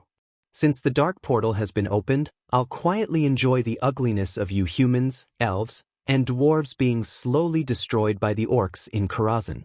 Watching you walk step by step towards destruction in despair and fear, my mood is incomparably good. There is nothing more ironic than taking the superpower of your guardian and destroying you instead. Ha! Medivh, who was under the control of Sargeras, let out a frightening laugh. Seeing their old friend under the control of the demon showing such madness, Lang and Anduin felt like vomiting. The projection of Medivh's head turned into a projection of his upper body. He opened his arms, and his voice was like the roar of a tsunami, echoing throughout the entire meeting hall and even the entire storm fortress. The destruction can no longer be stopped. Yuents cry and howl, cry and beg, kneel at my feet and beg for my mercy, then you will still have to die. Ha! Suddenly, a young voice was heard. Nonsense, as long as I get rid of you, I can close the dark portal.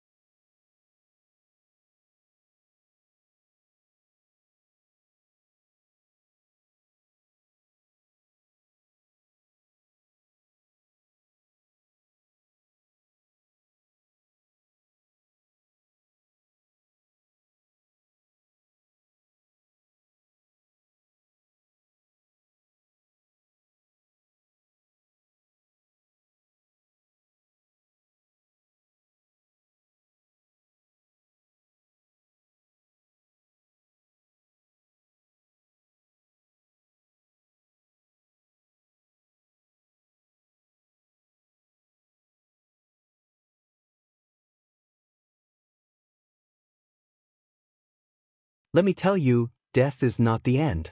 If you are really stupid enough to come to Karazhan, then be prepared to have your soul tortured by me forever. As the last word fell, Mediva's projection disappeared. What followed was the screams of the court mage. Adams? Lang's eyes, which were always full of wisdom and courage, reflected the tragedy in front of him. On the old mage's robe, the protective spell that was supposed to be very powerful was automatically activated, and in the next moment it exploded. The well-dressed old mage immediately became like a beggar. This was just the beginning. Under the watchful eyes of everyone present, the old mage's two arms suddenly twisted in circles like a fried dough twist. Everyone in the meeting hall could clearly hear the old mage's blood-curdling screams and the sound of his muscles being torn and his bones being crushed. As if being kneaded by countless invisible hands, the old mage's limbs were all kneaded into his body, and his entire body began to turn into a meatball. But the old mage still didn't lose his life. His internal organs seemed to be protected by a special evil magic.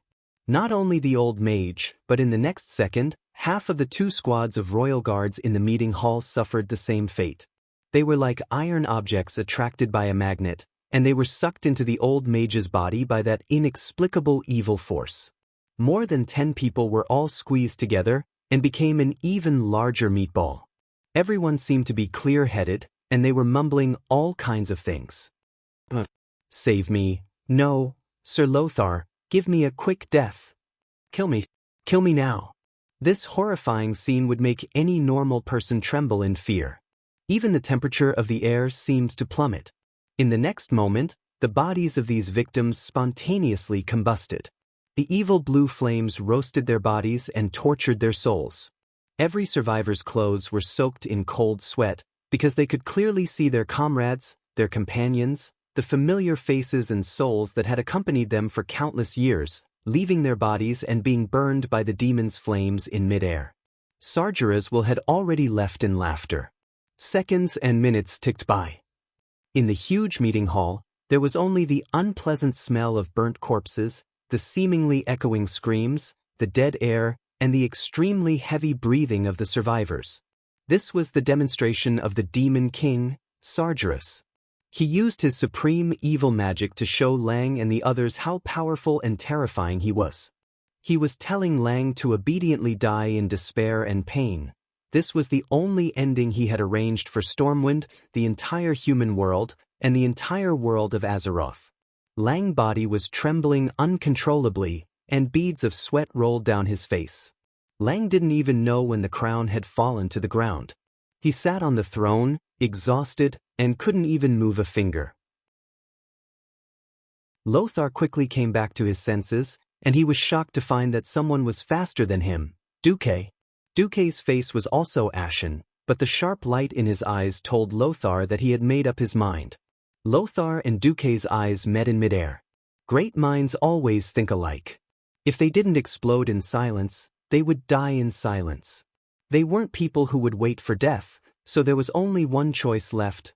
Both of them nodded at the same time and said in unison, "Your Majesty, please allow us to lead an army to attack Karazhan."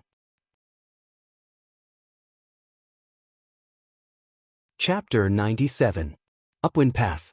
As a passageway between the quiet and dark twilight forest and the reed-filled swamp of sorrows, Upwind Path was obviously the so-called choke point. It was different from the future. In the Upwind Path of the future, if you had to find something here, apart from the barren soil, there were only the wandering undead and the simple-minded upwind ogres. Only they could thrive in this dead land. The current Upwind Path was far less gloomy and desolate than in the future. On the contrary, it was a valley full of birds and flowers. Karazhan, which emitted strange blue arcane energy ripples, was located in the south of Upwind Path. Surrounded by mountains, the huge and towering steeple was still the focus of everyone's attention. Karazhan was very tall. Before Duque transmigrated, it was at least a tower with more than 20 floors. Because the slender and sharp wizard tower was too tall, there were a total of 6 cylindrical subtowers surrounding the main wizard tower in a hexagonal shape. They were the so-called flying buttresses. Flying buttresses, also known as buttresses, were auxiliary facilities used to share the pressure of the main wall. They were somewhat similar to the Gothic architecture before Deity transmigrated. They exposed the originally solid buttresses that were covered by the roof and called them flying buttresses. The sub-towers of Karazhan used double arch bridges to increase the bearing capacity of the flying buttresses. They also added steeples to the flying buttresses to improve their balance. In addition to making Karazhan's wizard tower taller, there were also incomparably complicated carvings on it. These carvings imbued with magic power not only made the wizard tower look lighter, more beautiful and taller, but also had powerful defensive and counterattack abilities. As long as Rakazan's master, Medivh, wanted it, even if the entire dragon race was killed, he could teach the dragons a lesson in minutes. It was this mage tower that gave Sargeras unparalleled confidence. At the highest level of Karazhan, Medivh, who was possessed by Sargeras, sat on a throne made of solid arcane energy, revealing a playful expression. Unfortunately, most of my power can't enter this world. Well, it doesn't matter. It's fun to be close in strength. It is this kind of torturous process of giving hope to ants and then destroying their hope again that is worth slowly recalling in the future. Medivh gently raised his hand. Inside a crimson crystal prism, a lonely and helpless young soul was slapping the crystal wall. Bang, bang, bang. Khadgar, the former and only student of Medivh. Who would have thought that while Khadgar was dead, his soul would be imprisoned here? Instructor! Instructor! Wake up! Karthika roared. Sober! The Medivh revealed a mocking smile. Idiot, I've always been sober. Let me tell you something. I found out early on that you were a spy sent by the Tirisful Council. It was I who made the decision to influence the will of the Medivh, making him approve of you and accept you as his disciple. Khadgar's face instantly paled. Why did I accept you? Do you think it's loneliness? That was because he was bored. I didn't have much to do while I was eroding Medivh's soul, so I was just looking for something to do. Originally, in my script, when the time was right, I would let you go back to Stormwind City. Then, I would persuade Lothar or Urian to personally lead the troops here. In this Karazhan, the three of us, who have known each other for many years, would have the most tragic and cruel battle. Do you know why I changed my mind? Sargeras lightly roasted Khadgar with a wisp of soul flame. Khadgar, who was in the form of a human soul, had a pained and confused expression on his face. You're too boring. You didn't surprise me at all. That little guy named Duque is different. Not only is he talented, but he's also full of possibilities. He surprised me, and I'm very happy. So, I chose him to assist Lothar or Urian as my challenger, not you. Ha! Ignoring Karthika's stupefied and dejected expression, Sargeras lightly tossed the crystal that imprisoned Karthika's soul to some unknown corner. Lightly tapping his forehead, Sargeras controlled Medivh to observe the changes within Karazhan with Mage's Eye. Karazhan, which had once exuded an aura of mystery and scrolls, was now becoming evil. The servants who had once served Medivh, as well as many people who had tried to find out what had happened to Karazhan. They had Lothar's elite spies, mercenaries, and even nobles. They gathered in the lower hall of Karazhan's mage tower, in a daze. Under the effects of the evil demonic power, their bodies were undergoing some strange changes. In Stormwind's stronghold, on a balcony facing the barracks, King Lang's face was full of hesitation and pain. Anyone who saw Lang's handsome face would feel that Lang was about to cry. His golden hair had lost its radiance of confidence. Instead, it was replaced by a gloomy, almost remorseful voice. The queen walked over lightly and held onto Lang's arm. My dear, didn't you tell me before? Instead of doing nothing and regretting it, why not regret it after you've done it? Lang's voice was choked with sobs. But that could very well be the legendary demon king Sargeras. Is Sargeras invincible? Has Sargeras never failed? The queen seemed to be implying something. He suddenly thought of the legendary war from 10,000 years ago. Although 10,000 years was definitely too long for humans with short lifespans, there were still many living fossils called elves who had lived for 10,000 years. Many night elves and high elves were now witnesses of that time. Lang suddenly felt much better. Indeed, Sargeras has been defeated before. The queen was resolute. Since he can be defeated once, he can be defeated a second time.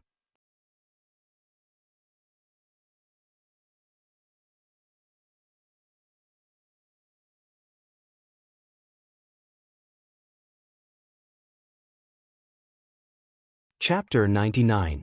Duque wasn't the type of person who was extremely adventurous. Duque wouldn't gamble with his life or anything like that. But gambling with his life became gambling with his moral integrity. That had a different meaning. In fact, when Sargeras will descended upon the meeting hall of the Storm Stronghold, a few lines of words appeared in Duque's system notification. Important human nature, moral integrity, choice. In the eyes of the Demon King Sargeras, you're just a slightly interesting ant. But you, who are familiar with history, realize that this may be a chance to change your fate. If you're really lucky and can force Sargeras into a corner and save the Demon King when he's about to lose, the system has determined that you have an 87% chance of transforming yourself into a powerful demon when you're conscious and become one of the commanders of the Burning Legion. Of course, if you can help Anduin Lothar successfully kill Medivh and make Sargeras scram back to the abyss, then you'll undoubtedly become the hero of the entire world of Azeroth. According to the calculations of this system elf, you have a 999% chance of restoring all the missing moral integrity and soul power. You'll completely get rid of all possible negative soul states. The system didn't say what the outcome would be if he failed to challenge Medivh. But Duque could guess it. Dying under the fangs of a wild boar and dying in front of the Demon King were two completely different concepts. Just like in the future, the knights who died in the Scourge army would often be transformed into Death Knights. Falling into the hands of Sargeras, his soul was really Duque had always thought of himself as immortal. He didn't have the Virgin Mary spirit to save the world, nor did he have the violent tendencies to do evil and destroy the world. Since he had transmigrated, he began to adapt to this world. The Martians and the Death Seekers fought, and many people died on both sides, and your friends and family fought with the violent and evil orcs, and many of your friends and family died. These were two completely different concepts. Not to mention a human, even he would feel heartache when a cat or dog that he had raised for a long time died. That was why, even though the history of Azeroth had been changed beyond imagination, especially when Khadgar, who was supposed to be the winner, had died, Duque could not bear to see Lothar go to Karazhan alone to die. No, it should be said that from the moment Sargeras arrived arrogantly in the meeting hall, Duque felt as if he had been struck by a bolt of lightning, and he didn't like Sargeras at all. No matter what, Duque was already deeply involved with Stormwind, and even the entire world of Azeroth. Moreover, Duque was definitely unwilling to see the Burning Legion do whatever they wanted. Duque thought to himself, Khadgar, I'll make up for your share. Lothar didn't know what Duque was thinking. Noxus was a little curious, but he did not stop Duque, and nodded slightly. Immediately, a few adjutants waved their hands, and the elite knights quickly surrounded them. Duque stood on a big rock so that most people could see him. What you're going to face is also a group of opponents that exceed your imagination, demons. So, the first thing I hope you do is forget the military rules that Noxus taught you and learn what it means to be flexible. Duque's words caused a silent uproar, and almost all the soldiers looked at Noxus. Noxus smiled instead of being angry. Go on, the soldiers I chose are the most intelligent, apart from loyalty and skill. As long as it helps us win, I don't mind you challenging the military rules I set this time.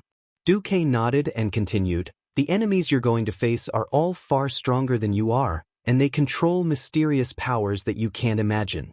What strict military formations are synonymous with sending food to your death. Forget about your formations and military manuals. Avoid all the dazzling energy bodies, and look for opportunities to stab your sword into the opponent's back or anything that looks like the opponent's core. You're tuning in to the Passion Pages YouTube channel. We're so grateful for your support, and don't forget to subscribe to join us on this incredible journey through captivating stories. Your generosity through donations truly makes a world of difference, as it's the primary source of revenue that allows me to expand and enhance this channel for you. Thank you from the bottom of my heart for being a part of this adventure.